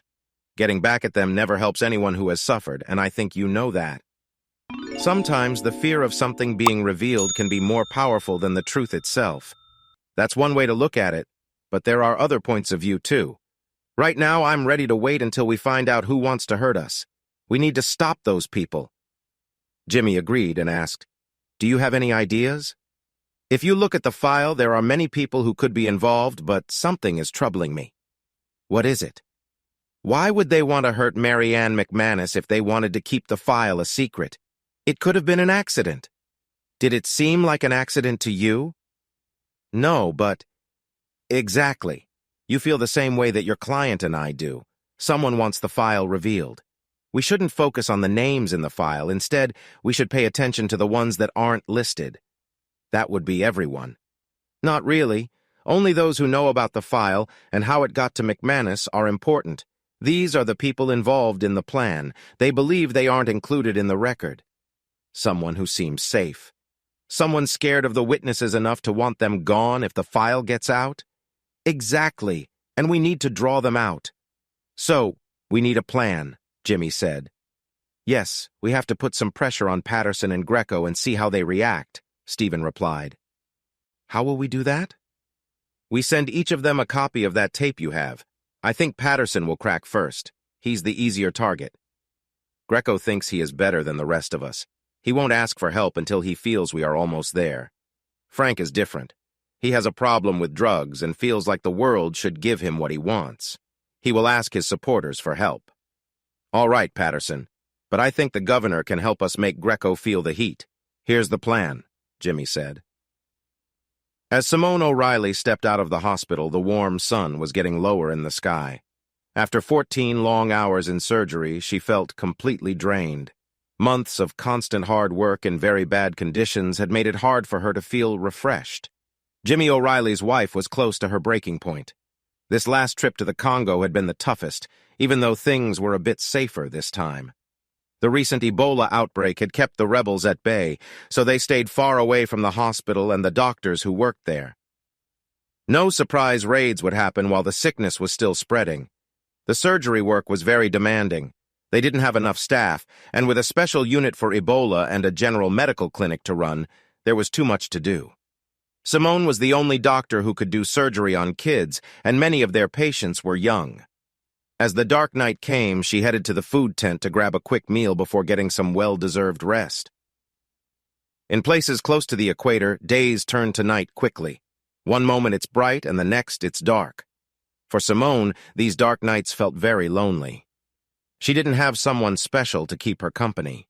For the past few months, she had been with different men, looking for comfort and trying hard not to think about what was happening back home. Her husband was seeing someone else. Everyone knew about it.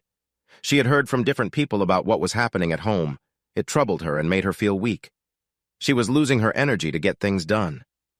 For the past 4 weeks, she had not been feeling well, ever since Ben Robinson came back to the country. They only had a short time together. Ben was there for a week before he went away again. After he left, she began to feel sick on and off. She kept telling herself that she was just tired. It was time to head home and see if she could help her marriage. The mortar was a present to the government of the Democratic Republic of the Congo from China. The rebels had taken the big weapon and other gifts from China when they defeated a government army. This mortar was designed to shoot farther and more accurately, based on a plan used by the U.S. military. The first shell fire did not reach the supply tent, but the second hit its mark, aiming to harm as many medical workers as possible. The rebels claimed their actions were right because they believed the medical help supported the government. Deep down, they knew this was not true, and they understood their cause was wrong.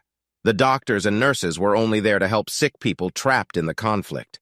The attacks on the hospitals happened because they were easy targets. This made them appealing for the rebels. These rebels were bad people getting help from other bad people. The government might be dishonest, but the rebels weren't trying to make things better. They only wanted to take what they could.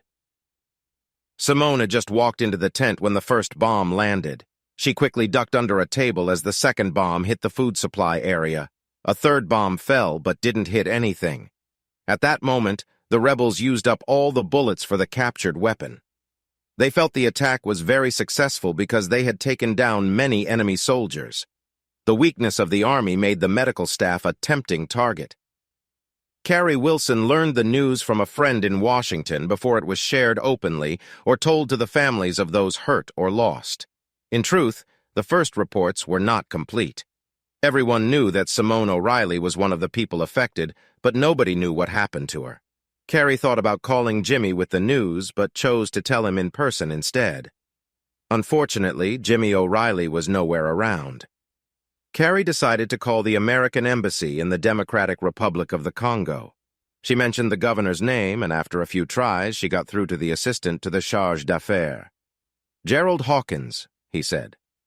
"Hi, this is Carrie Wilson. I'm the personal assistant to Governor Kincaid. I'm sorry you don't recall me, Carrie Wilson. We met at that fundraiser on K Street last year for the Democratic Congressional Committee. Do you remember my joke about needing friends in low places? They don't get much lower than the Congo." Carrie thought back to the lobbyist event where the governor had spoken. It was meant to gather funds for candidates who might support his chances for the presidency. She thought about the young man named Jerry. He was short and had started to lose his hair. He had a strong personality and a clever sense of humor. "Oh, I remember Jerry. I didn't know you knew my name. Why do you remember me? She asked. I never forget a lovely woman. How can I assist you? He replied. The governor knows a surgeon at the camp that was attacked last night. Her name is Simone O'Reilly. He's worried about her. We don't know much right now. We're working to get a full list of who was hurt before the news about the attack spreads. It's tough to get accurate information from a place where there is fighting.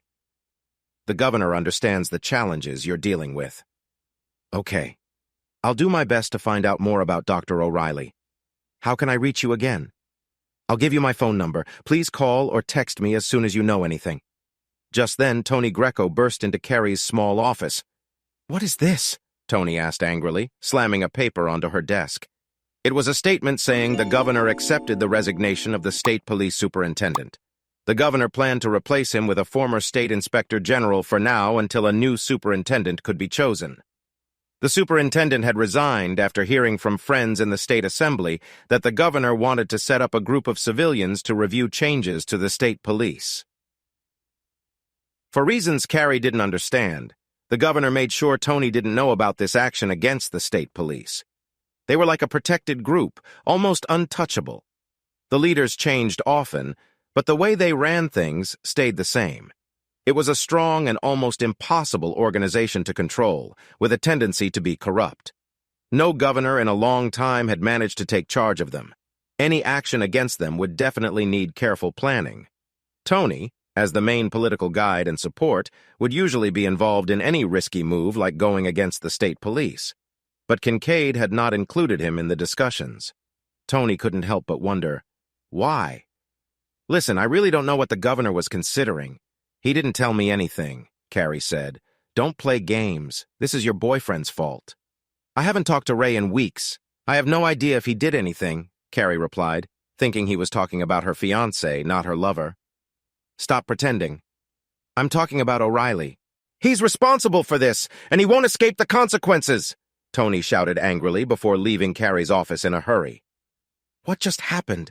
She whispered to herself as the door closed loudly. And where was Jimmy? What was he doing? They called Linda Siegel's new place on the edge of Croton a garden apartment. This just meant it had a small, messy patch of grass outside the sliding glass doors from her bedroom. The building was old, built before the World War, located on a street that connected to the main road. The first floor wasn't the best choice for safety, but the neighborhood was mostly safe. It was an older part of town. The good thing was that it was only a 10-minute drive to the train station. The bad thing was that the apartment was in rough shape. It was a larger space than she was used to, but it was much more worn out. On a dark November evening, it felt kind of sad, especially with the neglected garden outside the glass sliding doors, which had a broken lock. She had to fix that quickly.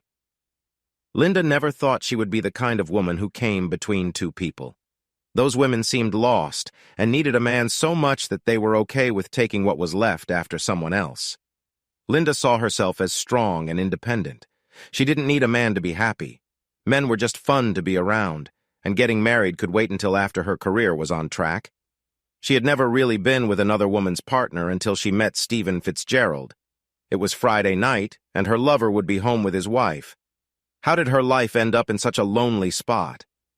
The situation was hard enough, but now her boss was pushing her for details about Steven. She knew she should have told him when the U.S. attorney first pressured her for information, but she didn't. She felt unsure about both her relationship and her job, so she hesitated and held back. A lot of time had passed, and she wondered what Steven would think if she shared her feelings. Would he feel like she was being disloyal? But did it even matter? How could a short junior lawyer like Linda compete with the tall, stunning, and rich Mrs. Fitzgerald? That woman seemed to have it all, including Linda's boyfriend right now. Steven was up in Albany with his wife. Maybe Linda should just let it go, break up with Steven, and quit her job. She decided to visit the Westchester district attorney and ask him to take her back. She wanted to leave Steven Fitzgerald behind and never see him again. Then, she heard a car coming up the driveway. She recognized that familiar sound. It was an older Honda Accord, and it belonged to Steven Fitzgerald. When someone knocked on her door, she stood on her tiptoes to look through the peephole. Then she opened the door wide and stepped into his embrace. Steven gently pulled her back to kiss her. He then picked her up and closed the door with a kick, like a hero in a movie.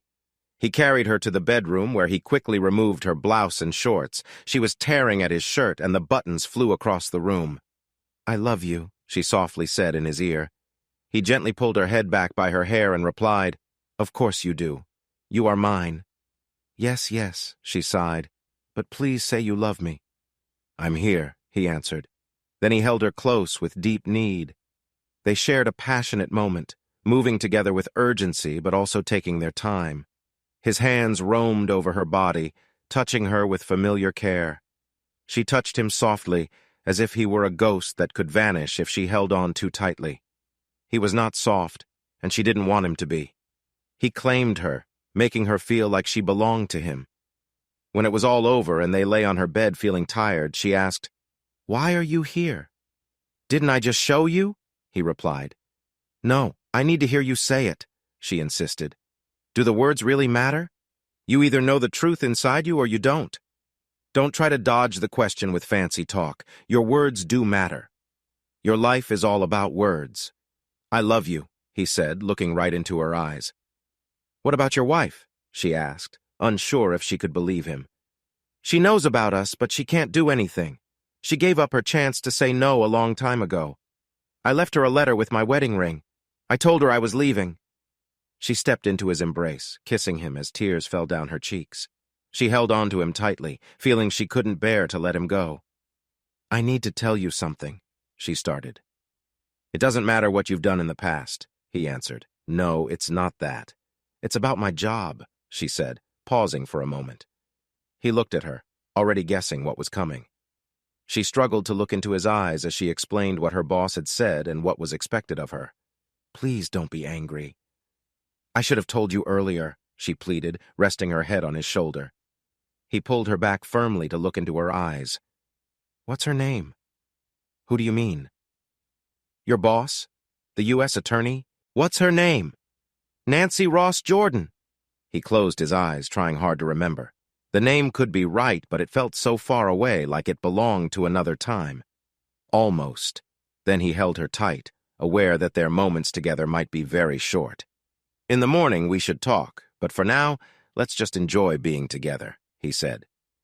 "Do you forgive me?" she asked. "There's nothing to forgive. I should have shared more about my life, but it's a tough topic to discuss.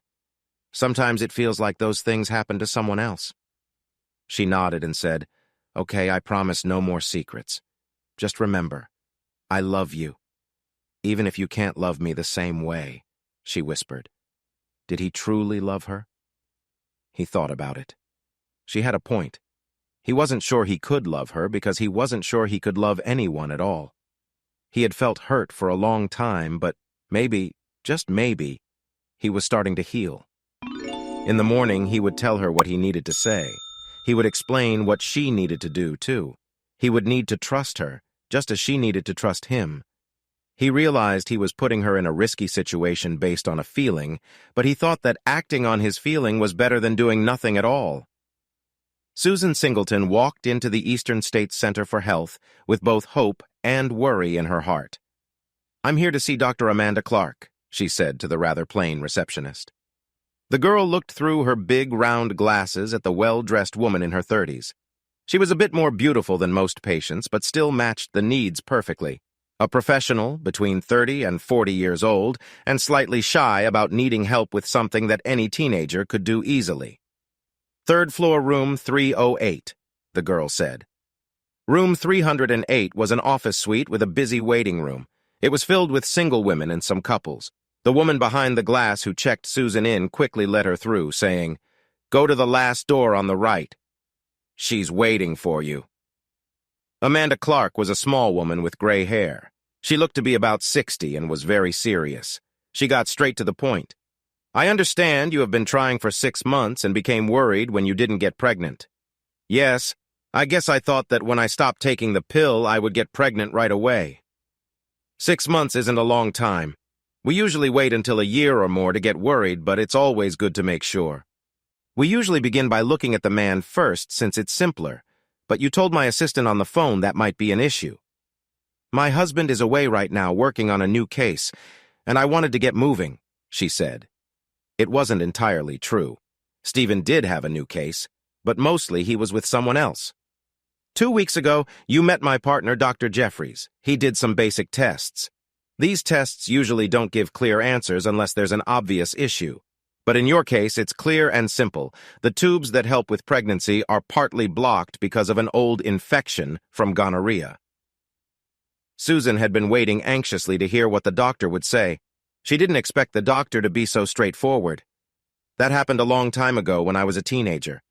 I've been healthy for over 15 years. Yes, but some harm has been done. We can fix this with surgery and fertility medicines. I also suggest making some changes to how you live. Dr. Jeffries said your current habits aren't good for getting pregnant. Things like drinking too much, working too hard, and staying up late can hurt your chances. When can I have this surgery? I need it done quickly. I assume money isn't a problem for you. You guessed it right. My mom has a lot of money, but she worries a lot. The doctor set the surgery for the end of the week and told Susan she needed to make some changes in her life. The doctor gave her a list of vitamins, some herbs, and a few medicines to help her be more fertile.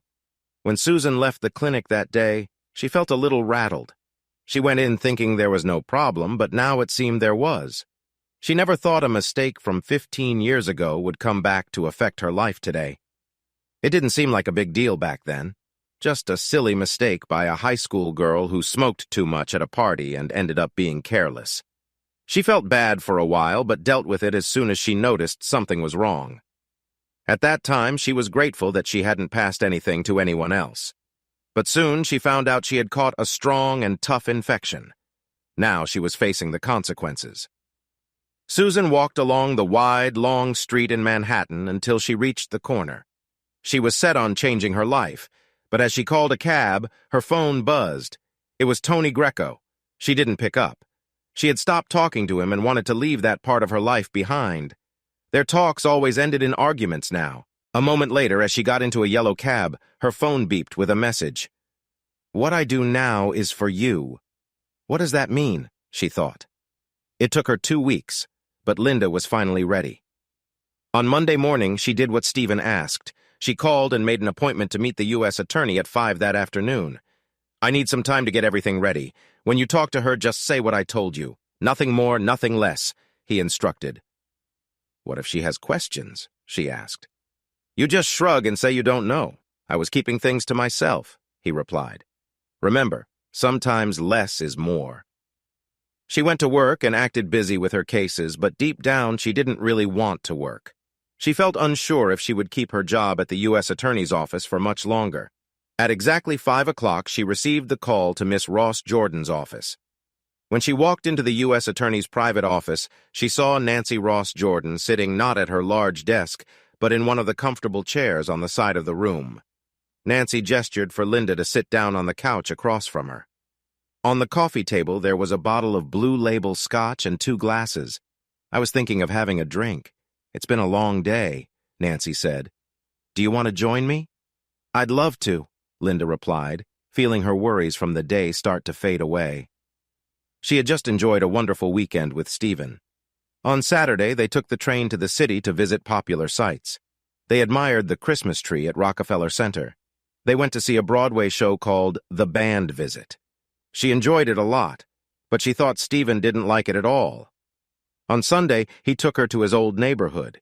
He showed her important places from his past, like the Brooklyn Museum, the Botanical Gardens, and the main branch of the Brooklyn Public Library. He remembered skateboarding down the library steps with his friend Pat. They had one last nice weekend, but something was bothering them. Steven had already made plans with O'Reilly. They didn't have much to work with, and they knew it. Steven would play the role of the decoy. He didn't say this directly to Linda, but he was confident she understood. Monday arrived quickly, and now she sat facing the most powerful lawyer in New York, ready to share a mix of lies and a bit of truth. Her life, Steven's life, and others she didn't even know relied on her being trusted. So, do you have something for me? Nancy asked. Well, I have something, but I'm not sure how helpful it will be, Linda said, pausing to think. Just tell me and I'll decide, Nancy encouraged. Seems like Steven is about to make some sort of agreement with a lawyer for the governor. There was something about a file, and the governor said he would help with a timing issue. Did you catch the lawyer's name? No, he didn't say it. He just mentioned that the man worked unofficially for the governor. I thought it best not to ask too many questions. I didn't want him to feel like I was prying. But he said the agreement was made at Albany Law School not long ago. Is there anything else? No, but he talked a lot about the time limit for the case and trading the file to reopen it when the law is official. Did he mention when that will be? No specific date, but the governor is feeling some pressure to do it soon. Did he say where the file is? No, just that he has it. Nancy kept asking her questions for 30 minutes, but Linda just followed her orders and answered with, "I don't know," or "He didn't say." The last question was the one Linda had been expecting.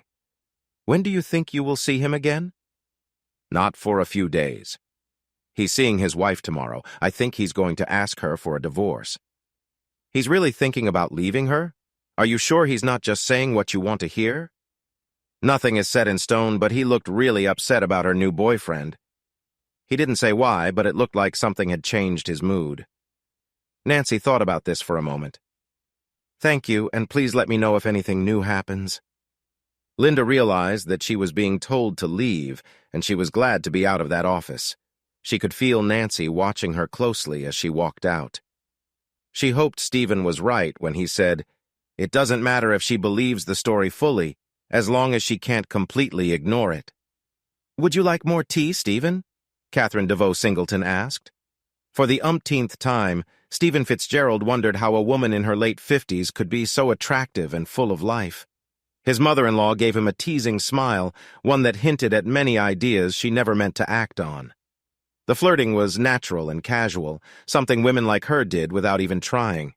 Steven understood this well since he was married to someone very similar, Catherine DeVoe, known in her social circles as the wife of Mr. Singleton, who owned an insurance company, had her doubts about her youngest son-in-law.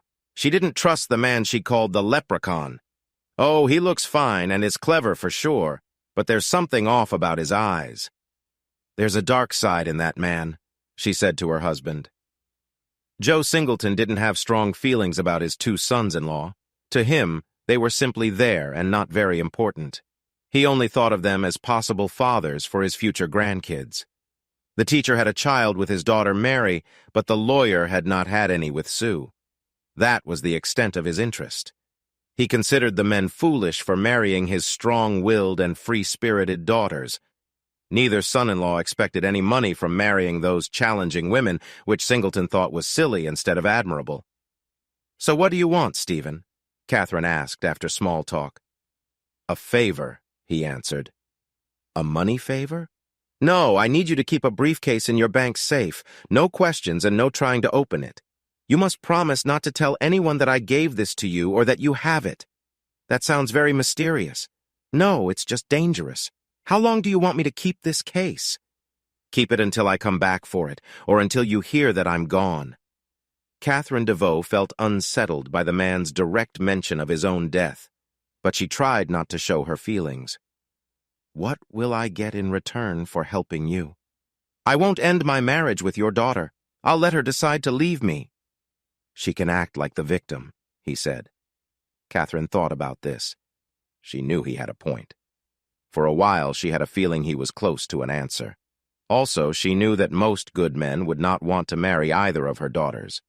They might be interested in them for a moment, but to truly love and care for them as a husband would be a big mistake. "I think what is in that box is very important. If you can't come back, what should I do with it?" "Sidney Levy is the Attorney General of New York.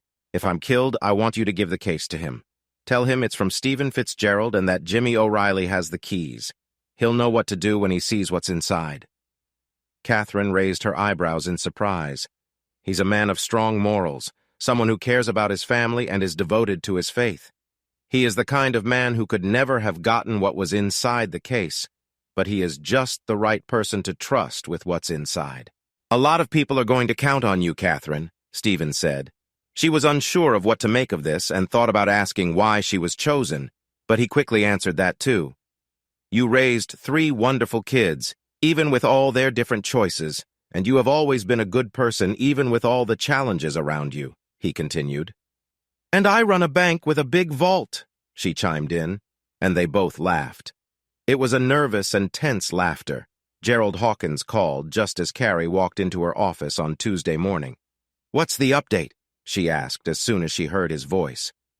They moved the victims to Kinshasa, but the more serious cases were flown to France. "We are setting up to treat any serious American cases at our military hospital in Germany. They have the right skills for this kind of injury. I'm sorry to say, your Mrs. O'Reilly is one of the serious cases. I've heard that she is a hero for how she helped the other victims. She is a very brave and caring doctor. The names of those who were killed and hurt will be shared around 7 p.m. our time, which is about 2 p.m. your time. We should be able to contact all the families by then. If you talk to Mr. O'Reilly before I do, please let him know that we will do everything we can for his wife. I have his home and work numbers, but no one is picking up. I will definitely try to contact him, but it looks like he's not around. Oh, I heard. Well, please do your best to reach him and feel free to give him my number. The consul wants to help as much as she can. We think she is a true American hero." Carrie understood where Jerry was coming from. She could guess what he had heard about her connection with James O'Reilly. In this situation, she looked really bad, but she loved him so much, and now he was gone. "Where have you gone, Jimmy?" The windows of the public housing building either looked out at the river or at the Little Women's College. Sophia Thompson lived on the college side, 6 floors up near the top. Sophie was a big woman with deep brown skin. She had raised 3 kids in this apartment. She was 48 years old and fairly healthy, but now she lived by herself because all her children had grown up. "You would think that at least one of them could have given me a grandchild," she said to Jimmy. Leroy Thompson was Sophie's oldest son and had been a client of Jimmy's in the past. Leroy still owed Jimmy money from when O'Reilly had helped him with his drug charges from the New York State Police. Leroy was in Vermont, working hard because, as he said, the drug business isn't making money like it used to. Jimmy was staying with Sophie for a few days. In return, she agreed to forgive some of Leroy's debts. He had left his regular cell phone at the office and was using a simple burner phone to keep in touch with his sister, Tara, and Steven Fitzgerald. While he waited, he looked out the window and went through the notebook he had taken from Cecilia Porter. He thought he had a good idea of what the ledger was for, but he still needed to find out more. Fitzgerald had a risky job, acting as the lure. But if things went wrong, someone needed to be around to share what happened. It was Tuesday, and according to Fitzgerald, this was the first day the other side might make a move. Jimmy felt that Fitzgerald was hiding some information, but Jimmy hadn't mentioned the ledger to him yet. He missed his kids a lot. His sister's wife, Lisa, had taken them to see her parents for their safety. As he gazed out the window at the women's college, with its old buildings near the city park, he realized he couldn't stay inside much longer. He wanted to be part of the action. Waiting was hard for him. He trusted his sister Tara and her friends to look after Greco, but he wasn't so sure about Polly and Brant on Patterson. As the day went on, he felt his nerves growing. Steven Fitzgerald felt anxious too. He was in a hotel room at the Midtown Marriott in Manhattan. That afternoon, he had met with all the important people in the Nyasav group. They sat together, sipping coffee and eating sandwiches from room service while he talked about their options. They were not happy at all. Jason Applewood and his friends wanted to have a big legal battle, but most of the group just wanted an apology from the church and something fair in return for what they lost. "They took so much from us. It's not right for them to just walk away," said the only woman there. She was in her 50s and spoke clearly about what happened to her when she was 10 years old. Stephen listened with both understanding and a tough message. "The most we can hope for is something fair in return. We won't get back what we really deserve. Revenge, as the Bible says, is God's job. If you chase after more than just money, you won't find true happiness," Stephen told his friends. "But do we have the file?" one of them asked. "Just trust me a bit longer. We will either get what we deserve or this will turn into the biggest scandal this state has ever seen," he replied. His words seemed to calm them down. Once he was by himself, he decided to take a shower and get some rest. He felt pretty sure that something important would happen that night, and he wanted to be calm and prepared. Just then, a knock at the door interrupted him while he was in the shower. He quickly slipped on a hotel robe and opened the door, feeling a bit nervous. "Hey, Susan, you're here early. Didn't we plan to meet at 5?"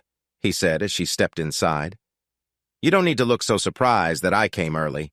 I have some things to discuss, or did you think you could just forget about me like I don't matter?" "I'm your wife," she exclaimed. "I explained everything in the note I left for you," he answered. "I'm sorry, but I can't keep living like this," she said, repeating the first line from the 3-page letter he had placed on the kitchen table next to his wedding ring. "I wrote a lot more than just that." "But what you left out is important," she replied. "I'm not sure what you mean." She took a moment to think, and then walked over to the minibar to grab a bottle of water. She sat down in one of the soft chairs in the room and crossed her legs. She looked at him seriously. "You didn't say that we are both Catholic and got married in the church. You didn't tell me you no longer loved me. You didn't mention you love the woman you are leaving me for. You didn't explain what has changed to make you leave me now, and you didn't say you were going to get a divorce. There are no kids from this marriage, and you have enough money to get an annulment. I think the Catholic part won't be an issue for you. As for everything else, I just don't want to be in a situation where I feel embarrassed anymore. I want to change my life and move forward." "That's exactly how I feel too. From now on, I plan to be a loyal wife," she replied, which made him smile even more. "Don't you dare laugh at me," she warned, her anger starting to rise, but she quickly controlled it again. "As for an annulment, I don't want one, and money can go in different directions. I can pay to stop that from happening." "You sure are confident, aren't you?" "No, I'm just being realistic, which I believe you aren't." "What? You think I need your money? I have a good name. I can go anywhere I want, and I'm walking away from you and those legal sharks I call my partners." "Really? You're going to cut us all off? You think you can just ride off into the sunset with your girlfriend? But did you tell her your big secret? What hurt me the most was that you kept your pain from me. Even someone like me, who has made mistakes, wants to feel that her partner will share his problems. What kind of wife doesn't know if her husband was hurt as a child? You don't need to respond. The answer is clear. It's a woman who isn't a real wife, but I have a reason. I didn't have a true husband. He lied to me and made things confusing." "I guess it's all my fault," Steven said with a grin. "No, I never said it was your fault. But I think I deserve a fair chance in this marriage. If I mess up, I won't argue about a divorce, but please let me try." "Susan, you have to see it my way. I'm dealing with a lot right now. I can't handle your problems on top of mine." "That's exactly it. I want to help you get through this tough time. I just want to be your wife." As she spoke, she stepped closer to him. Tears streamed down her face and fell from her lovely chin, which many men had admired. Steven was surprised because he had never seen Susan cry before. He wanted to help her feel better. He knew he still loved her, even with her mistakes, and he would always care for her. He just couldn't keep living in a marriage with her. "Susan, please try to understand. This marriage isn't working. Let's end things kindly," he said gently. "But I can't let you go. You're the only one who ever accepted me for who I am. You loved me for me, not just for my looks. I'm really sorry. I've done my best, but I can't continue like this. But I promise I'll change." "You'll see things will get better," she said through her tears. "Please try to understand." "I'm trying to do what's best for us," he said, wrapping his arms around her. She was trembling, and tears kept falling. "Then do this for me. Let's share a special moment together one last time, and I won't ask for anything else," she pleaded. "I'm not sure that's a good idea," he replied. But just then she turned her head and gave him a warm kiss. She leaned into him like she always did. He often thought about whether other men felt the same love from his wife. Did she connect with them like she did with him? Was their bond something unique or just common? Then she gently pushed him back and took off his robe, and he lost all thought. She wanted to be the one beneath him, and he happily agreed. They went slowly, without any extra gestures. She wanted to be close to him right away, and she brought him joy again and again. When it was done, he realized that no other woman would ever make him feel the way she did, or make their time together feel so whole. She told him to shower first, and when he came out, she was dressed and ready to go. "I'm sorry for all the things I've done wrong," she said. When he tried to say something, she gently put 3 fingers on his lips and said, "Just remember, no matter what happens later. I will never regret what we just shared." With these parting words, she left the hotel room, and he was left alone, feeling the hurt of a love that felt lost. When the final call came, it was late, almost midnight, yet he was prepared, or as prepared as anyone can be, to face such a moment. Ed Brandt had tracked Polly and Patterson to a small house in Loudenville. It was a simple colonial-style home, not very big, but more space than one person needed. Polly had been acting her role convincingly. She had become close to Patterson. She mentioned that he had been behaving strangely in the past few weeks, and she was quite concerned. But tonight, Ed thought the man seemed to be in a good mood. Frank took Polly out for dinner. He enjoyed the drinks so much that he allowed Polly to drive them back home. Ed watched the two of them walk into the house, then he relaxed in the driver's seat of his dark brown Chevy Lumina, waiting for Polly to come back outside. She planned to leave a bit before midnight and take a taxi to the diner at Latham Circle. Ed was going to meet her there for coffee. Brandt drove his car to a side road where he could mostly stay hidden, but still see the front and back doors of Patterson's house. As he got comfortable and waited, someone knocked on his window, making him jump. It was Jimmy O'Reilly. "What are you doing here?" Ed asked, surprised. "I thought you might need some help," Jimmy replied. "I think something is happening." "Happening?"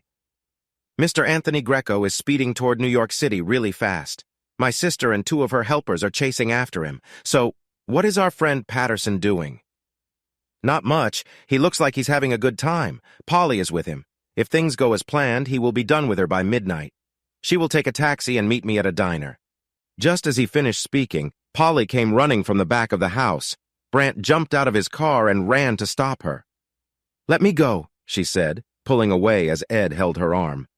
"Wait, what's wrong?" he asked. "You've hurt him, and now you want to hurt me?" "What?" Ed replied, confused. "He's taken too much. You added something to his drugs." "I didn't do anything of the sort," Ed shouted angrily. "He's dead. If you didn't do it, then who did?" "That's what we need to figure out," Jimmy said as he came up to stand next to Polly. The two men managed to convince her to go back inside. They found Frank Patterson in his living room. He was dead, just like Polly said. A needle was still in his arm. On the small table next to the chair where Ed sat, there was a can of brown powder. Ed Brandt took a sniff. "This isn't just heroin," he said, "but I can't tell what else it is." Jimmy began to look around the room. "Who do you think is most suspicious?" he asked Eddie.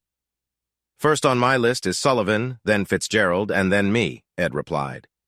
"Or maybe all three of us and you," O'Reilly said, turning to Polly. "I want to know everything that happened tonight." "Nothing much. He's been really jumpy all week, but tonight he was laughing and telling his usual boring legal stories while drinking," she explained.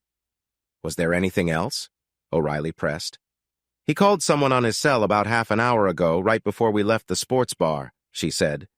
"She means the City Line place on Western," Ed added. "He's been drinking there for weeks." "No one stopped by to say hi?" Jimmy asked, but she shook her head. "There was just a phone call. He doesn't have any friends, and only one call came in." "Did you notice what he did with the phone?" "He put it in his pocket." O'Reilly walked over to where Patterson's jacket was hanging on a chair. "No, the pocket in his pants. There was an iPhone in his jacket, but a second low-cost phone in his pants. The door wasn't locked, but it only showed the last number he dialed." "Do you know this number?" Ed asked. "No, but it starts with a New York State campus code. For now, we have to leave without anyone knowing we were here," Jimmy replied. Jimmy hoped that the number belonged to the man they were trying to find at the state police. Then he decided to call Fitzgerald. Linda called just after midnight. She sounded a bit strange. Her words were quick and strained.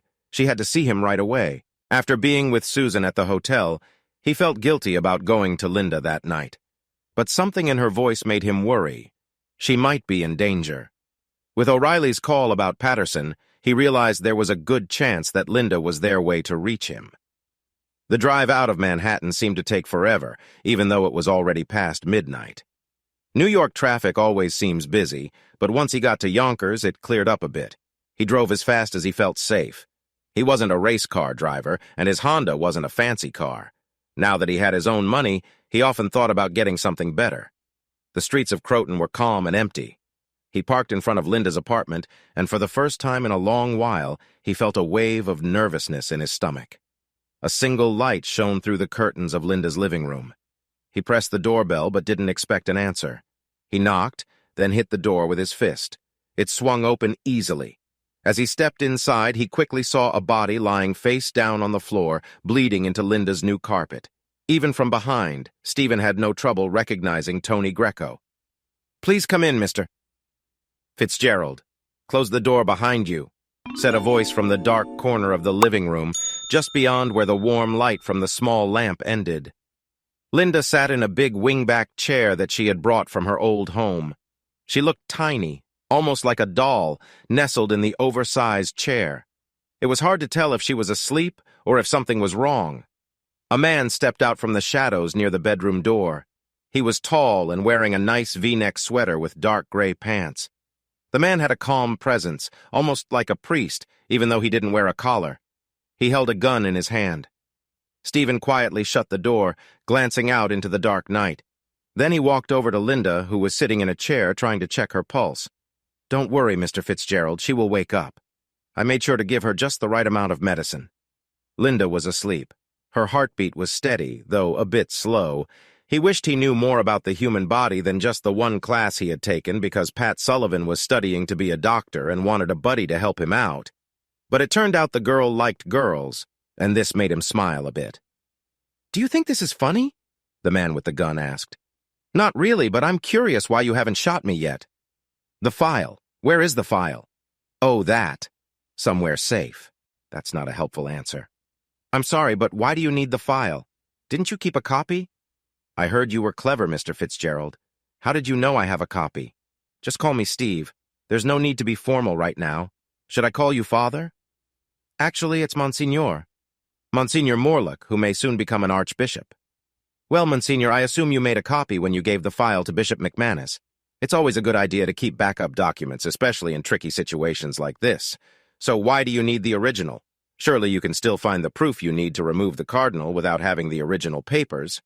I suppose their loss could actually help someone like a driven church worker." "Sure, I have a copy, and you are right. It would be a big scandal even without the original papers. But to get higher up, I need to be careful. If I just shared the records, everyone would know where they came from. It would be much better if the missing original is found by the wrong people."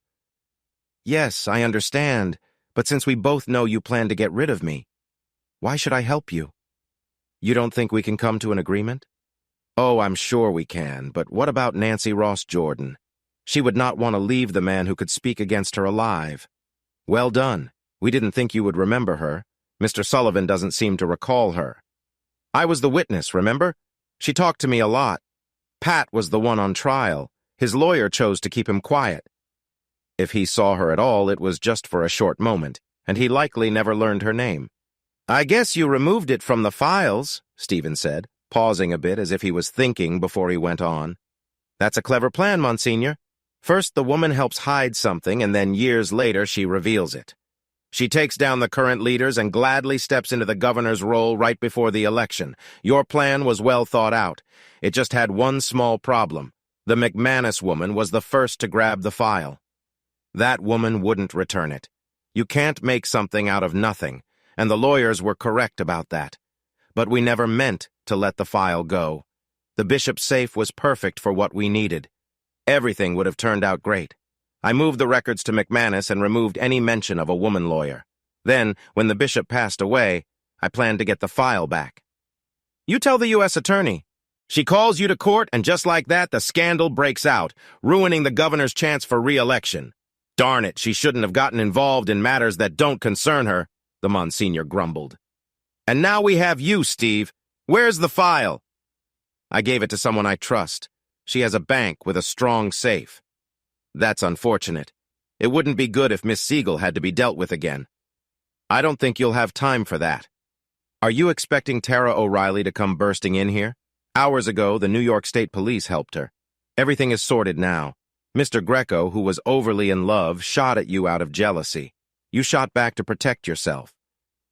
"What about Mr. Patterson?" Steven asked, already suspecting the truth but wanting to hear about Patterson's death. The Monsignor smiled. "It's all handled.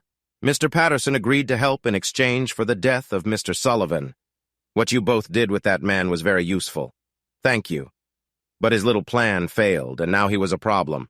Luckily, we set up an accident with some strong drugs in his heroin. That should lead back to Mr. O'Reilly. Very smart. It looks like you thought of everyone, the Monsignor said. How about we call your friend with the safe and talk about that file? I don't think so. You missed one person, I replied. Oh?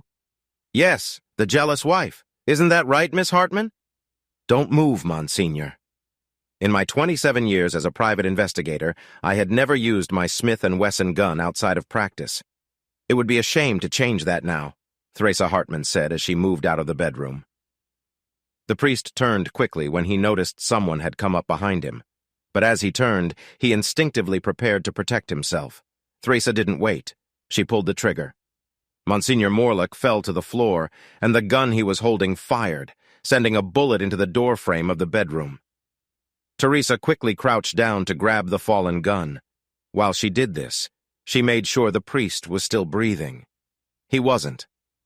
She let out a small sigh and said, "You should tell your girlfriend to fix the broken lock on the patio doors, Steve." Stephen was already hugging Linda with one arm while he dialed 911. When the operator answered, he told her he needed an ambulance for a possible overdose and also the police. "I have a question," Hartman said. "Sure, go ahead and ask." "How did you know it was the priest?" Stephen smiled and replied, "I bet you like to think of yourself as a detective. Well, answer this one. A name is missing from a file where it should be. You know this because you saw the cover-up happen. It looks like the assistant DA has disappeared from the story. Now, who could have done that? Someone who had the file, but why our friend here? Bishop McMahon had the file. He was a very sick man. The Monsignor not only gave him the file, he left it with him. The plan was to make sure the file would be found after the Monsignor took it from McMahon's safe, but the wife messed that up. I don't think they meant to hurt her, but she was a strong woman. Once someone starts hurting, it can become easier for them." Theresa agreed with a nod as they heard the first siren getting closer. For a change, it was a nice and cheerful sound. At 4 in the morning, the Circle Diner was almost empty. The few people there, both customers and staff, all looked up when the attractive young woman hurried in and wrapped her arms around the tired-looking middle-aged man in a suit. "Jimmy! Jimmy!"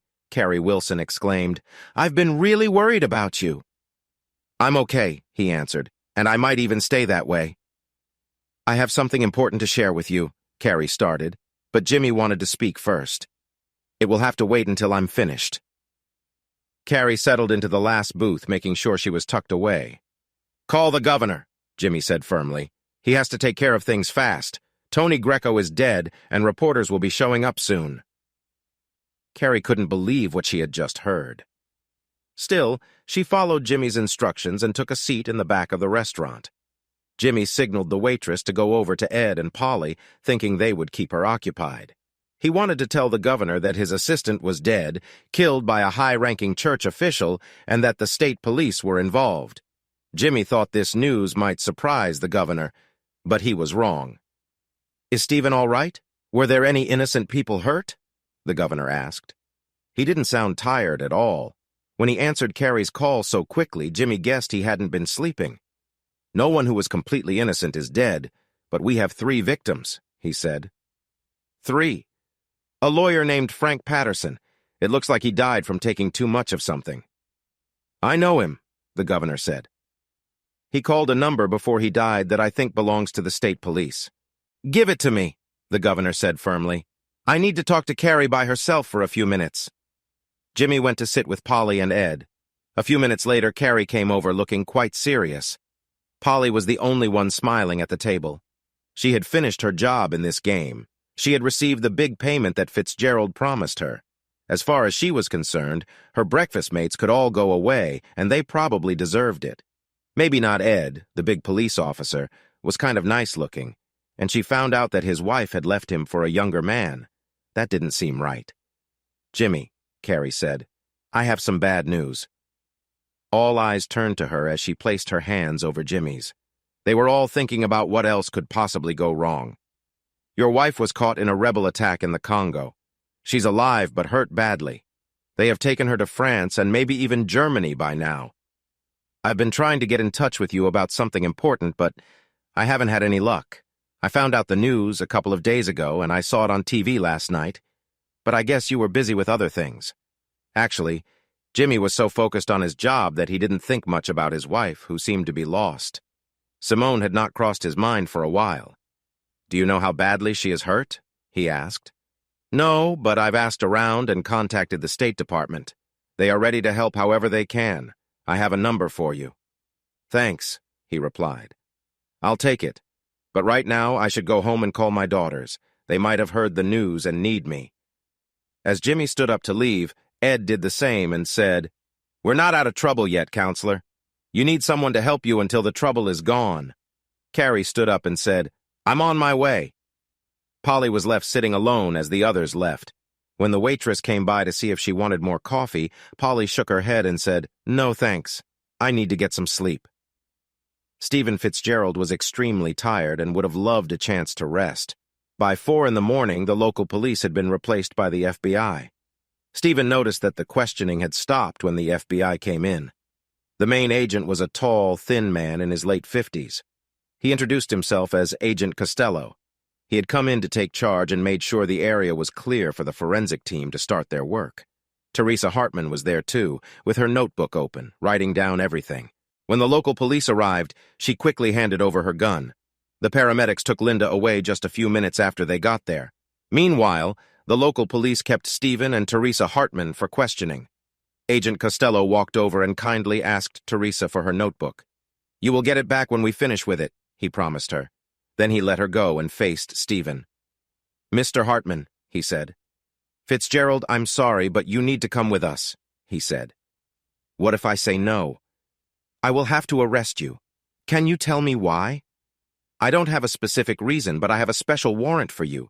If you help us, I won't have to use it. We both know you're in danger, Steven shrugged. I have no choice, so I will come with you. But can I ask where we are going? I might want to let my lawyer know. To our office in Newark, New Jersey. But if you're thinking about calling your lawyer, Sullivan or O'Reilly, don't worry. We will take them there for safekeeping as soon as we find them. Agent Costello noticed that the uneasy defense attorney wasn't happy with that. But with a bit of luck, some really important people were going to get in big trouble. Linda opened her eyes in a hospital bed, feeling something strange in her throat that made it hard to breathe. She heard beeping sounds from machines around her, but she didn't seem to be in a regular room. It felt more like a special area. A male nurse was sitting by her bed. When she opened her eyes, he quickly stood up to get the doctor. He returned with a short Hispanic woman who was dressed in plain green scrubs. It was clear she was a doctor. Thank you for waking up. I was worried about you for a moment, but it looks like we were able to get all the poison out. The amount was too much for someone your size, but luckily the paramedics put you on a ventilator and gave you naloxone, the doctor said. She did not have an accent, and Linda noticed that she was part Asian. Steven? Linda tried to say, but only a weak sound came out. Don't try to talk. I will take the tube out soon, the doctor replied.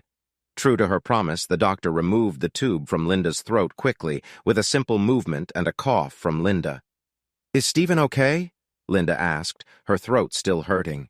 If that is your friend who called for help, I think he is okay, but he is not here.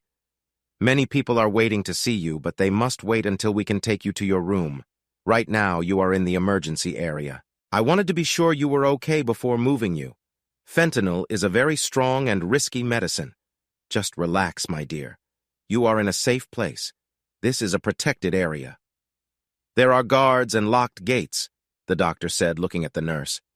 Okay, Sam, you stay with her until she gets to her room. She smiled, squeezed Linda's hand gently, and then walked away. It felt like a long time before they moved her, but Nurse Sam kept talking the whole time. He didn't think she needed to say much back. He told her that the doctor's name was Reyes. She's from the Philippines, but you can't tell by the way she talks. They were in the Westchester Medical Center, which was a secure facility. When they took her, she got into an elevator. When the doors opened, she found herself on a floor with a guard in a glass booth. The guard watched over 2 locked gates. There was just enough space between them for the gurney to fit through. Down the hall, Her room was locked from the outside. However, the door wasn't closed or locked. Instead, they placed 2 female guards outside to keep an eye on her. One of these guards came in every hour to see how she was doing. They were nice and always joking around, eager to help her get a drink or find a more comfortable spot on the bed if she needed it. When the time for a break came, one of the new women was someone Linda recognized from her time at the DA's office. It was a sheriff's deputy named Brenda Sussman. "Hi, how are you?" Brenda asked, her voice full of worry. She was a tall, strong woman with a big build. Linda recognized her strength from when they both went to the same gym. "Okay, I guess," Linda replied in a weak voice. Brenda smiled and said, "That's our little powerhouse." She pulled her chair from outside into the room since her round shape was too big for the chairs meant for guests. She sat down and put her hand gently on Linda's arm. Her dark skin looked very different against Linda's light skin. "I want you to know that we all care about you, so don't be afraid. To get inside, they'll need to get past most of the sheriff's department, not to mention all those FBI agents downstairs." "Who?" Linda asked, but Brenda just shrugged and replied, "I don't know who the bad guys are, but there are more reporters than I can count." Linda felt uneasy and asked, "Do you know if Steven Fitzgerald is okay?" "He's your guy, right?" Brenda said. Linda nodded in response. "There's a rumor that the FBI took him, but they let the woman who shot the priest go. The district attorney." Brenda was really upset, almost like a bee that has lost its hive. She wanted to look into something. That man could sense trouble a mile away, and he was going after it like a dog chasing a treat. What woman? What priest? So, Brenda told Linda all about the wild stories going around the Croton Police Department. After that, she took her break, letting Linda handle things for a bit. Linda had lost track of time. All she knew was that it was dark outside. Finally, Dr. Reyes walked in to see how she was doing. "If you feel ready, there are some people downstairs who want to speak with you.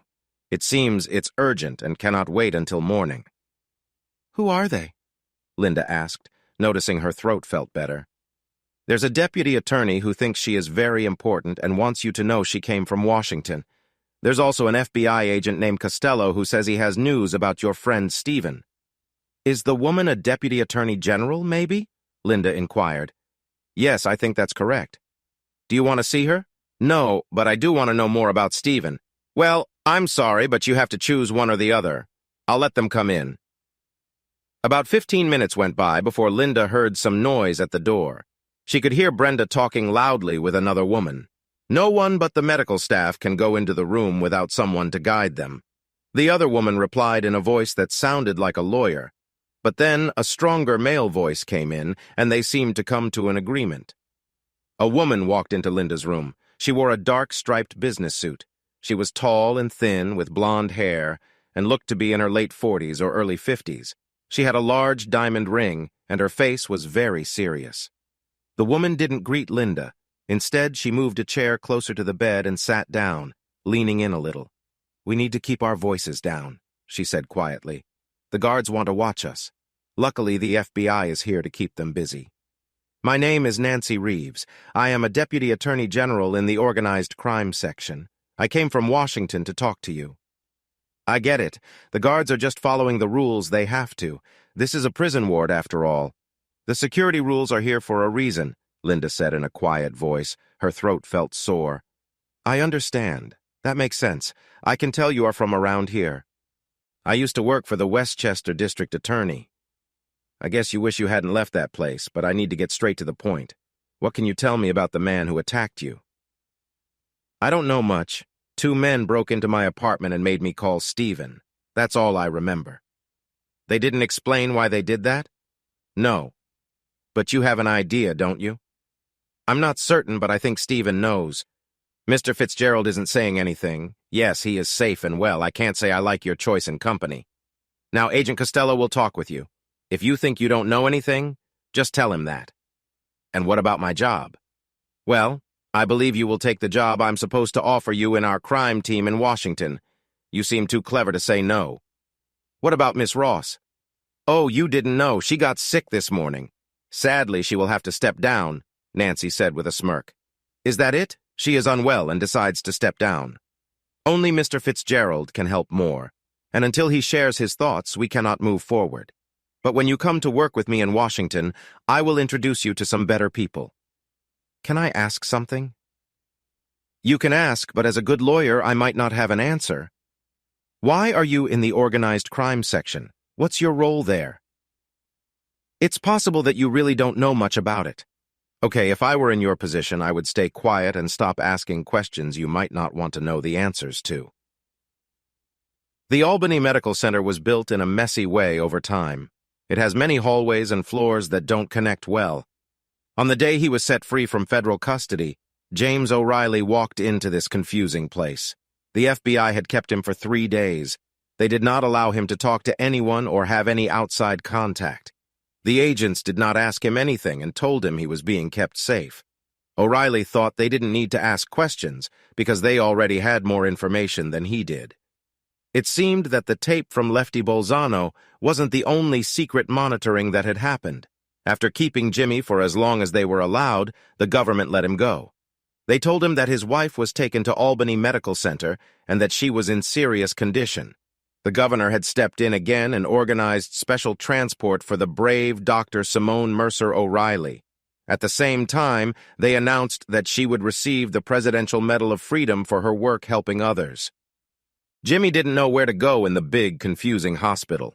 When he got to the main entrance, he asked for help at the information desk. A young receptionist, who looked confused, was trying to find the name of a man's wife. After 25 minutes of searching, the young woman's boss noticed that Mr. O'Reilly was needed right away by Dr. Croak in the new part of the building. "Just go down this hallway and turn at the gold line," she said. "Take the elevators to the 5th floor," said the supervisor. "Or you could go outside, walk to the east entrance, and follow the signs to the administrative offices. You need room 515, the supervisor added kindly. When Jimmy finally got to room 515, he met a tall man in a business suit. Dr. Timothy Croak had taken off his tie and looked a little worn out. There was no secretary there. The doctor guided Jimmy into a big office that looked over the lake in Washington Park. Tim, as he asked Jimmy to call him, seemed uneasy. He had to tell Jimmy about his wife's condition, and it weighed heavily on him. Usually, Dr. Croak took care of the surgical supplies and decided whether the senior surgical team followed the hospital rules. He was trained as a surgeon, but now he worked in an office. He was the man who decided how far other doctors could go to help their patients. "Your wife, Dr. Mercer O'Reilly, was flown here by helicopter from Stewart Airport. She came on a military plane," Dr. Croak said. "I didn't know that." "I haven't been able to talk to anyone for the last few days," Jimmy replied. "Anyway, the important thing is that she is here. Last night we did some first surgery. She is set for more surgery today. Your wife had a bad injury to her legs. We believe we can save her legs, but sadly it looks like she will lose her right foot. She knows about this and has agreed to the surgery. And you want my agreement too, since my name is on her healthcare forms. I think she doesn't fully understand because of what happened to her and the medications she's taking." "Yes, I see what you mean." "Well, doctor, I have to follow what the experts say is best, so let's get the paperwork ready." "Of course, but—" Tim paused, trying to find the right words he had been searching for since this difficult task was given to him. "I need to let you know that there is a small risk to the baby from the anesthesia. So far, we have been using a local anesthetic, but for the final surgery, we need to use a general anesthetic. I want to reassure you that the risk is very low, but there is still a small chance of something going wrong because this is a first trimester pregnancy." He managed to say it clearly and without hesitating. He told the husband that his wife was clearly expecting a baby with another man. He explained the situation in a very matter-of-fact way and then looked to see how the news was received. James O'Reilly showed no feelings at all. His face looked as calm as it did when he entered the office. He sat quietly for a moment and then spoke. "Whatever my wife has decided is okay. She is a doctor, so she understands the risks. My only question is when our daughters can visit her. My wife hasn't seen her family in almost a year. Our girls are really worried about her. We will do the surgery today, and she will be ready for a visit from her daughters tomorrow morning." "Okay, I will ask my sister to bring the girls in tomorrow." "That sounds good. Would you like to see your wife now? I can take you to a private room?" "No, I don't want to see Dr. Mercer right now. I understand. You know she is a real hero." After the attack, what she did next was truly impressive. Even with her own wounds, she took the time to help others who were hurt. She is an amazing doctor and a strong woman. Yes, she is an amazing doctor, but maybe not the best wife or mother. "Thank you, Tim, for paying attention to Dr. Mercer," Jimmy said as he walked out of Dr. Croak's office. The man expected to be the Speaker of the New York State Assembly sat at one end of a long table in the governor's office in New York City. He felt lonely and uneasy as he was quickly led into the big conference room by the governor's secretary. He knew he had to explain his role in a failed plan. 3 men had died, and none of his calls were being returned. Jose Prez, who used to be called John Martin, couldn't stop shaking when Governor Kincaid walked in with his assistant, Carrie Wilson. "Good morning, John," the governor said. "How are you today? I hope it's good."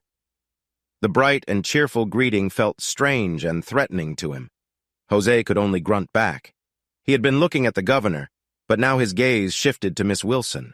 She was focused on a file that she had set on the table in front of her. It was open, and he could see that she was reading a typed paper inside the folder. "You might be curious about why I called you here this morning," the governor said, managing a small smile that softened his serious face. "Yes, I am," Jose answered. "Let me explain," the governor said. He went on to describe the whole plan to harm Steven Fitzgerald and Patrick Sullivan, including Jose's role in it and the reasons behind it. "You see, I have the complete files of the Catholic Diocese of New York, including the parts you tried to hide. I have some very interesting tapes. They might not work, but I can't say for sure. With so many people gone and the serious laws in this state, it feels too risky to me. But I guess it's not my life at stake anymore. What do you want?" "Carrie has a paper that I need you to sign. It says you agree to what happened in the conspiracy, but you believe you were tricked about the true goals. It shows you as someone who is being forced into a situation. You sign it, and I will hold on to it, knowing it won't be shown to anyone if you work with me." "Work with you?" "You take on the role of speaker, but you follow my instructions, or else. You must think I'm foolish. That would be like jumping from a bad situation into a worse one. There's no time limit for murder." "That's true, but what options do you have? The federal agents won't take action. It would be too embarrassing for them. But I have no issue with that. I have everything a special prosecutor would need to prove you are guilty of murder many times. So you have a choice.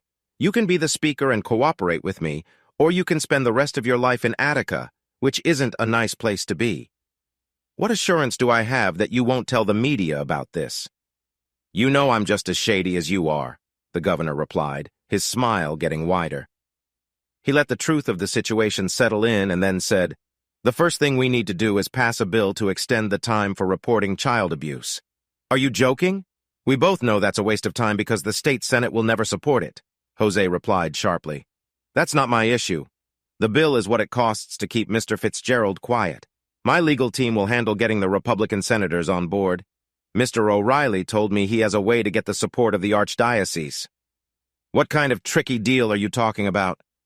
"That's not for you to know, just sign the paper," the governor replied as Carrie handed the document to Jose. The governor was right. Jose had no choice. He signed the paper and passed it back to Carrie, who put it back in the folder. When the speaker left, Kincaid turned to his assistant.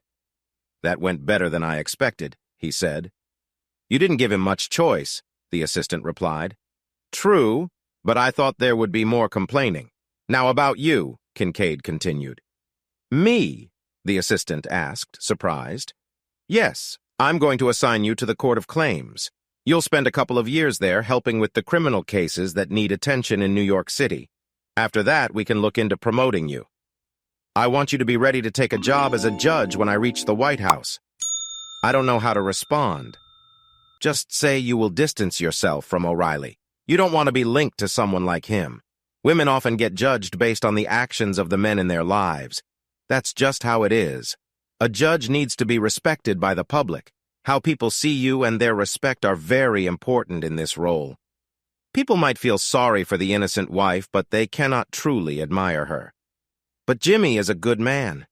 He is great. I never said he wasn't, but that's just the issue. He worries too much about doing what is right, no matter what happens next. Men like him are not good for government. In politics, looking like you are right is what really counts. Do you think he can support the archdiocese? Yes, I have no clue how he will do it, and I don't want to know. Only a skilled magician could do something like that, but I believe Mr. O'Reilly will make it happen. Deep down, Carrie agreed with the governor. Jimmy would do well, and she would step aside to chase her own dreams in politics. The governor looked at her and said, "Don't worry about it too much. To win in this game, we have to make sacrifices, both our own and for the people we care about." Carrie nodded in agreement, and the governor continued, "We need to prepare to make a change. I need to change how people see the Democratic Party now. The next president of the United States should be a forward-thinking Democrat. Please set up a meeting for me with DeVoe. I want to talk about introducing a plan for legalized marijuana and health care for everyone." Won't that seem strange after 4 years of helping big businesses? The voters forget quickly. The only thing that can stop me is a scandal involving kids, thanks to your Mr. O'Reilly. "I've taken care of that one," he said. "What about Fitzgerald?" "Don't worry. A man like him wouldn't want anyone to know he was ever a victim. He would think of it as a weakness, and his image as a professional can't handle that," the governor replied confidently, believing he had thought of everything. The cardinal sat at his ornate desk, decorated with angels. He had agreed to meet with the young Mr. O'Reilly, chose to work with the lawyer, even though he had a bad reputation. O'Reilly thought he might find out something helpful about the church's missing file. The death of Monsignor Morlock was very difficult for him to accept. Now, the cardinal's closest advisors told him that the man he trusted so much was actually planning to deceive him. People can sometimes hold a lot of darkness inside. Ambition can easily lead a man away from what is right and into trouble. The cardinal held 5 services for his late colleague, 2 for the one who had passed, and 3 to thank the kind Lord for keeping him safe. Now, if only God would help his devoted servant get that important file. Father Phillips, the cardinal's assistant, called out James O'Reilly's name, and in walked the tall, good-looking lawyer. The cardinal thought to himself, "I can tell what this man does for a living even without his fancy title." "Please sit down and let me know why you're here today," the cardinal said. "Thank you. Actually, it's a straightforward issue. I need your help to change the rules so that people can still file cases about crimes against children even if too much time has passed. Mr. O'Reilly, you should know the Church's stance on this matter. We think that real healing happens through kindness and forgiveness from a higher power. Looking back for many years to seek justice helps neither the victims nor the community." "I get that, but before we talk more about it, I want you to see these," James O'Reilly said, as he took a packet of papers from his jacket pocket and handed it to the cardinal. The church leader looked over the papers but could not understand them. "What do you want me to learn from this?" "Yes, they are a bit unclear, but in simple terms, these are the details of 2 bank accounts, one at a small savings and loan here and the other at Barclays Bank in Ireland." The Westchester Municipal Employees' Savings and Loan was not a federal bank, so it kept very few records of the checks written from its account. But it did keep track of the money coming in from a church building fund. Strangely, this church isn't real. This made it easy for Monsignor Robert Montgomery to put money into Barclays Bank in Cork, Ireland, without drawing attention from government banking officials. Elizabeth Cullen and her daughter Lisa could take out the money without any trouble. You remember Beth Cullen. She was around 17 when you left Ireland about 35 years ago. That was when she had her daughter, O'Reilly said. "I don't like what you're suggesting," the cardinal replied with a frown. "I'm not suggesting anything, just stating the truth. The Monsignor didn't write down any names, only the account and routing numbers. He wrote down all the numbers for checking in and checking out. It's all in a notebook that a woman he knew let me have.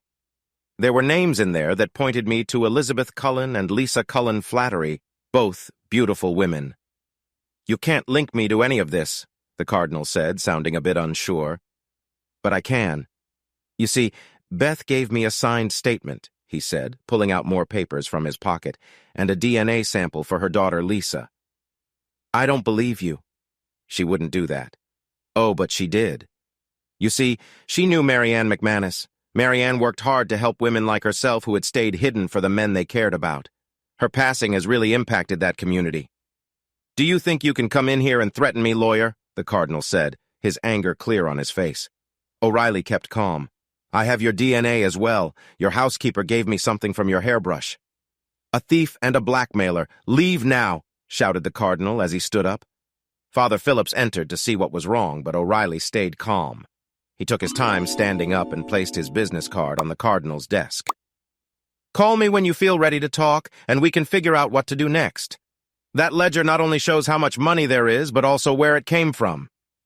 You're right. The church forgives sex crimes, but it doesn't often show the same kindness to someone who steals its money. With that, O'Reilly walked away, leaving the cardinal sitting heavily in his chair. Steven Fitzgerald was in the living room of the house he still thought of as home. He was trying to figure out how and when to move his clothes and personal things. He knew he couldn't live in hotel rooms forever, but he needed to plan where to go and when to move. It had been a month since the night he almost lost his life at Linda's place. Linda was getting ready to move to Washington, and he felt sure that she didn't want him to go with her. He couldn't blame her for that. After the events in Croton, people started to talk. His reputation was not what it used to be. There were whispers that he was responsible for the deaths of Greco and Patterson. The FBI knew the truth, but they probably wouldn't share it.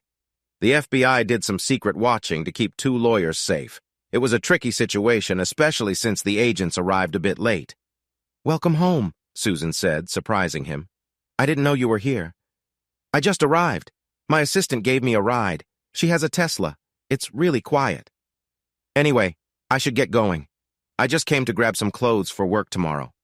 Don't rush off because of me. Besides, we have the baby to discuss." "Baby?" "Yes, I'm going to have a baby. My doctor told me today." "Well, congratulations, but how is this my problem?" 100%. You're the dad." "You'll have to forgive me for doubting that," Steven said with a mocking laugh. "Laugh all you want, but luckily we can use DNA tests." "So you're going to keep the baby. Won't that make things hard for you? Our baby is not just a thing. I want to be a good mother first and worry about everything else later." "Good wishes alone don't raise kids. I think you should think about this again. Taking care of a child alone is tough." "You won't help even if I show you the baby is yours?" "Not at all. Just do the right thing and end the pregnancy." Susan felt hurt, not because she believed him, but because he would say such hurtful things. In many ways, their marriage was like a fairy tale. Everyone thought they were happy and in love, but somehow she had lost her husband. It would be easy to say it was because of her being unfaithful, but that wasn't the only reason. It was Tony who came between them. She had chosen her husband over her lover, but her husband pushed her away even when she tried to end things with her lover. "Is it because you feel I embarrassed you?" she asked, looking for a reason for his anger. "Feel? You ask like you don't know. That man tried to hurt me. Just look at the papers or watch the news. Your secret is everywhere. The media has some of the truth wrong, but one thing is clear. I'm married to someone who has let me down." She sat down and turned away from him. Tears started to fall. There was nothing more to say. The loving husband she used to rely on was gone. She heard the door shut quietly and the sound of the little engine in his Honda. So the marriage of Susan DeVoe came to an end, but only for her. Carrie Wilson had practiced what she wanted to say many times, but it always felt off, like she was breaking up with Jimmy for a big job. Everyone already knew that Raymond had ended their fake engagement. People were saying that Ray had found her with O'Reilly. Jose Martin Perez made it clear that he did not want his partner to associate anymore with a young person who worked for the governor. Carrie understood his feelings. It was uncomfortable and embarrassing for Jose to be around her now.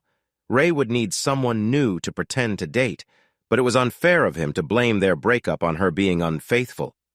This situation also made things tougher for O'Reilly since his reputation suffered once again.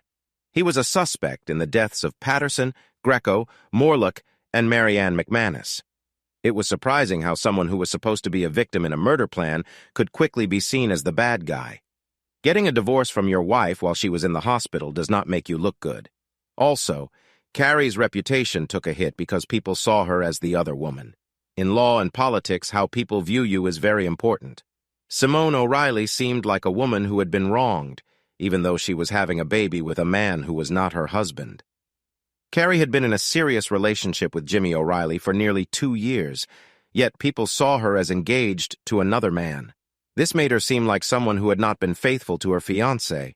She couldn't share that her engagement wasn't real because that would make her look untruthful. It was better to be a cheater than a liar, but she was really angry that Simone, who was the real cheater, was not facing any consequences. Finding out the truth wouldn't be difficult, but no one seemed interested in it. They were more focused on the juicy details and, sadly, they found a ready-made story. The governor had made things clear. A woman was often judged by the man she chose to be with, and James O'Reilly was not a good choice for any woman in politics. It was O'Reilly or her career in law. American judges must seem proper, even though they were often corrupt. It was not important for judges to be honest, only that they looked like they were. Jimmy announced that the Catholic Church agreed to allow changes to the law about old cases of harm to children.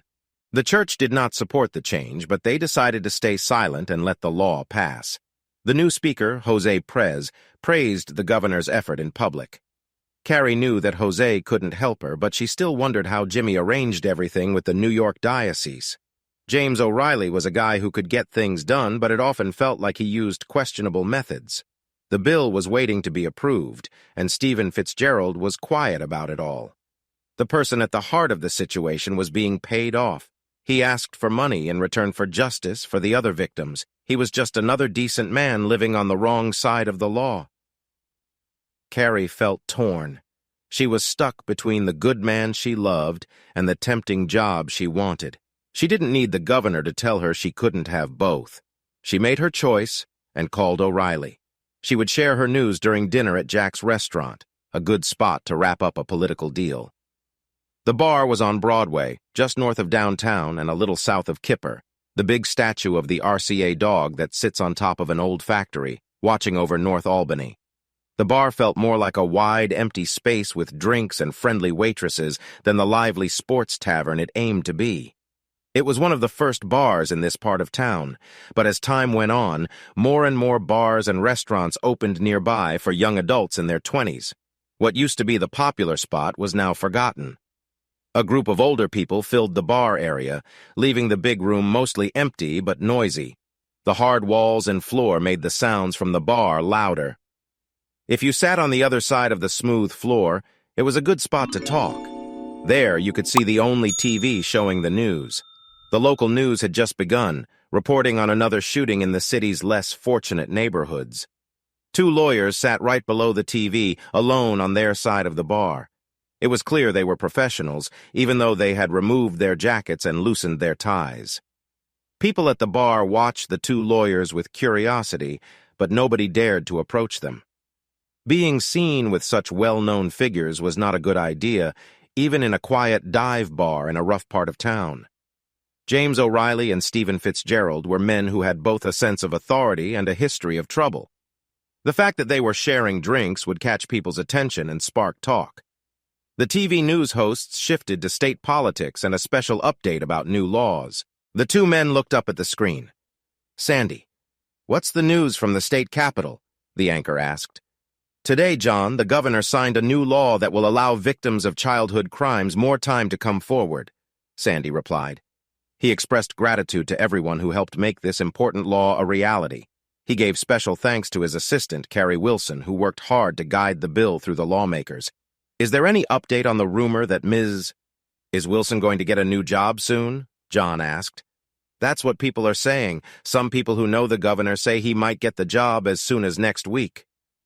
Then, the news moved on to the national segment, talking about the governor's visit to Iowa. Fitzgerald turned to O'Reilly and said, "I want to congratulate you for getting the support of the Catholic Church." "Oh, my part was small compared to others who worked harder," O'Reilly replied.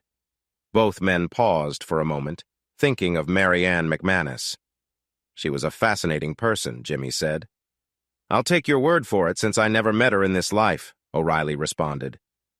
There was a little more quiet, during which the prettiest barmaid, who had a lovely figure, came over with a new round of drinks. "Cheers to the bill signing from the guys at the bar," she said, tilting her head to where several men raised their glasses in thanks. They waved back, and Jimmy asked the question he had been wanting to know, Are you going to sue for your part of the church's assets? No, I made my peace with what happened a long time ago. What I received for keeping quiet was a chance for justice for those who still suffer. Most of the people who knew what happened to me are now gone or too scared to talk. I could forget about it all and move on with my life. But what did you get here, Mr. O'Reilly? I got the same as you, the peace of mind in knowing I did everything I could for the client. The clients are never happy, but I promise we did better than I expected when we started. Justice can be hard to reach, but we did much more than Mary Ann McManis ever did. She lost her life while trying to keep a bad secret. We made it through. Here's to us, Steven said as he raised his glass. And what about your partner? Jimmy asked, lifting an eyebrow. Steven chuckled. That's just a story. Women focused on their jobs usually pick their work over other things. She left for Washington without my extra stuff, Steven said. At least mine got a judge's job, Jimmy chuckled. Here's to love, even if it doesn't last long, he continued. And to ex-wives who stick around for good, O'Reilly chimed in, not knowing how true that would turn out to be. You seem upset, Fitzgerald noticed. No, just a bit down. What happened was kind of unavoidable. My wife was one of those strong women who always needed a man nearby. For some reason, they feel they need to be around men. My partner always wanted to be reminded that she was the most attractive woman. She didn't really want physical closeness. She just can't seem to live without the admiration of some pushy man, Fitzgerald said. It's too bad, but they really pay a high price, O'Reilly noted. And so do those who care for them, Fitzgerald added. They raised their glasses and sighed about their luck. Epilogue. Catherine DeVoe Singleton gently rocked the large Silver Cross baby carriage. She sat by the man-made lake at her home in Connecticut. The proud grandmother loved her twin grandsons very much. They were fraternal twins, which means they looked quite different. Matthew looked like his mother, Susan, and Mark looked like his father, Stephen. The boy's nanny was taking a break by the lake, soaking up the sun. She was young, in her 20s, but the two energetic boys often made her feel very tired. Catherine viewed the boys as real DeVoes, clever, strong, and determined. Catherine came from a long-standing American family that had roots way back before the colonies broke away from England. Her family name was a mix of the old Dutch name, De Vroom. They had faced tough times, but had thrived as part of New York's important families since the very start. Now it all relies on you, she softly told the two babies in the classic handmade pram. You are the last one in our great family, so don't worry. Your grandmother will help you get started, she said. On a small tablet behind her, the Democratic Nation Convention was happening. The commentators were saying that the stuck convention would soon choose the main candidate, Governor Edward Kincaid from New York. Your mother will be so pleased. She's going to the White House, Catherine told her grandsons. And when that Kincaid gets comfortable, your grandma will show him who's boss with that file she got from your dad. Yes, Catherine had the file, and for the first time since the Civil War, a DeVoe had both power and money. There's no one who can stop your grandma except your dad, and as long as I have you, we also have him. Stephen had a hard time pretending everything was fine about the pregnancy once he saw his sons being born. He didn't want to let his ex-wife take care of them alone. But Catherine had turned out to be a much tougher opponent than her daughter. They had come to an agreement where Catherine would share taking care of the kids with her son-in-law. As the Democrats gathered for their meeting, there was a tense peace between the in-laws. O'Reilly once said, "Ex-wives are always around," and he might have mentioned something about mothers-in-law, too. 4-year-old Anna Randell was pushing the green beans on her plate, wishing she could avoid the not-so-great task of eating them tonight. Anna felt hopeful. Her grandma, Silva Keenan, was busy watching the news on the loud TV in the next room. Grandma had been this way since she came to pick Anna up from preschool. The news was about Uncle Robert.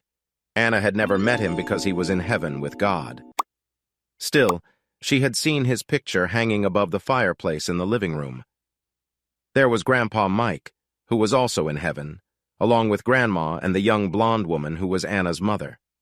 Sometimes people called Grandpa Mike Red Mike. Everyone said Anna looked like him because she had bright red hair, which was a little funny since Grandpa Mike's hair was snowy white in the picture. Anna's mother wasn't in heaven, or so Grandma said, but she wasn't around either. Grandma told Anna that her mother might come back someday, but for now, it was just the two of them. Sometimes sad people came to see them. Some of these visitors cried a lot, and Anna tried to comfort them by saying it would be okay. Recently, the visitors began to reply that everything would be fine because of Gran and a person named Fitzgerald. Gran didn't like to discuss him or what happened between them, but she no longer woke up in the night to sit by herself in the living room and cry. "Finish your green beans," Silva Keenan said to her granddaughter. Anna picked up one tiny bean with her fork and said, "There are too many," with a frown on her face. "That's not true. There aren't even 10, her grandmother replied. "Come on. You said if I let you have fish sticks for dinner, you would eat your beans." Silva knew getting her daughter to eat even half the beans would be a challenge, but she was ready for it and would enjoy the whole process. Her daughter Pollyanna had come to her door one December evening a little over 4 years ago.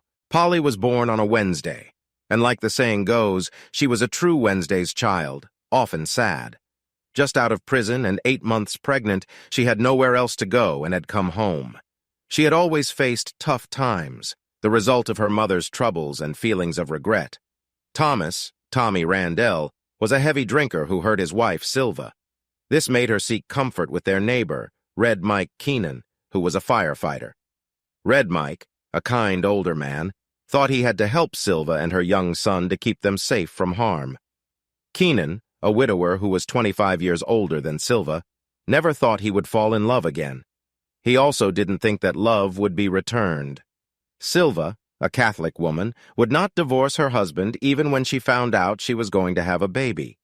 They only got married 10 years later, after Tommy passed away. There was a possibility that the child she had after leaving him was actually Tommy's.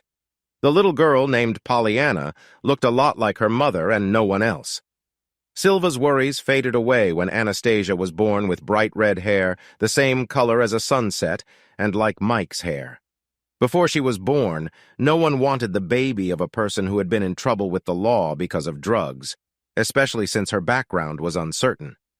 After that, Polly really wanted to find a family for her child. But Silva was even more set on keeping Red Mike Keenan's grandchild in the Keenan family. It was tough for Silva to raise the child by herself in the large house in Queens. The only people who came to visit were those from the child abuse groups that Silva had joined after her son Robert passed away and Mike died from heart troubles. Every time she saw her granddaughter, a wave of happiness washed away all her worries. Then there was a knock on the door. Before Silva Keenan could respond, Anna jumped up and left her green beans and most of her dinner behind. She got to the door before her grandmother, and even though Silva warned her to be careful, Anna called out and opened it. Standing there was a big, tall man. Anna took a step back, surprised. The man just smiled and asked, "Are you Anastasia?" Anna quietly nodded, feeling shy about him using her full name. "Your mom said you were a cute baby, but now you're a grown-up," he said with a friendly tone. Just then, Silva came to the door to greet the visitor. "Can I ask who you are?" she inquired. "Ed Brandt," he replied. Silva looked him over and guessed he was a police officer, even though he wasn't in a uniform. She wondered what trouble Polly had gotten into this time that would make the police come to their house. That child held a special place in her heart. Just thinking about her often made her chest ache and brought tears to her eyes. But Polly always seemed to find herself in trouble. "What can I do for you, Officer Brandt?" she asked. He smiled for a moment and replied, "It was deputy, but I'm retired now." "Well, I'm sort of looking for work right now," he said. Anna interrupted, asking, "Are you a giant?" He knelt down to her level and replied, "No, I'm just a regular man. I brought someone to visit you and came to talk to your grandmother about something." Silva looked confused. "Mr. Brandt, I'm not sure what you're asking for." "Polly is waiting for you in my car down the street," he said. "She was worried you might not want to see her, but I told her it was important she came." He paused, not sure how to continue. "Yes," Silva urged, glancing anxiously at the street, hoping to see her daughter. "I've asked her to marry me, and she agreed. But I wanted to ask for your blessing because—" Ed. Brandt was at least 15 years older than Pollyanna Randell. Still, Mike had been 25 years older than Silva, and their marriage had been wonderful. These thoughts raced through Silva's mind before she finally said, "Yes, mister.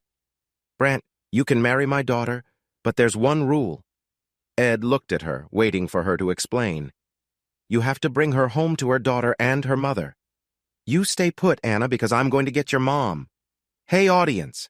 If you liked this video and want to keep up with more thrilling stories, make sure to subscribe to Prince Cheating Tales and hit the notification bell.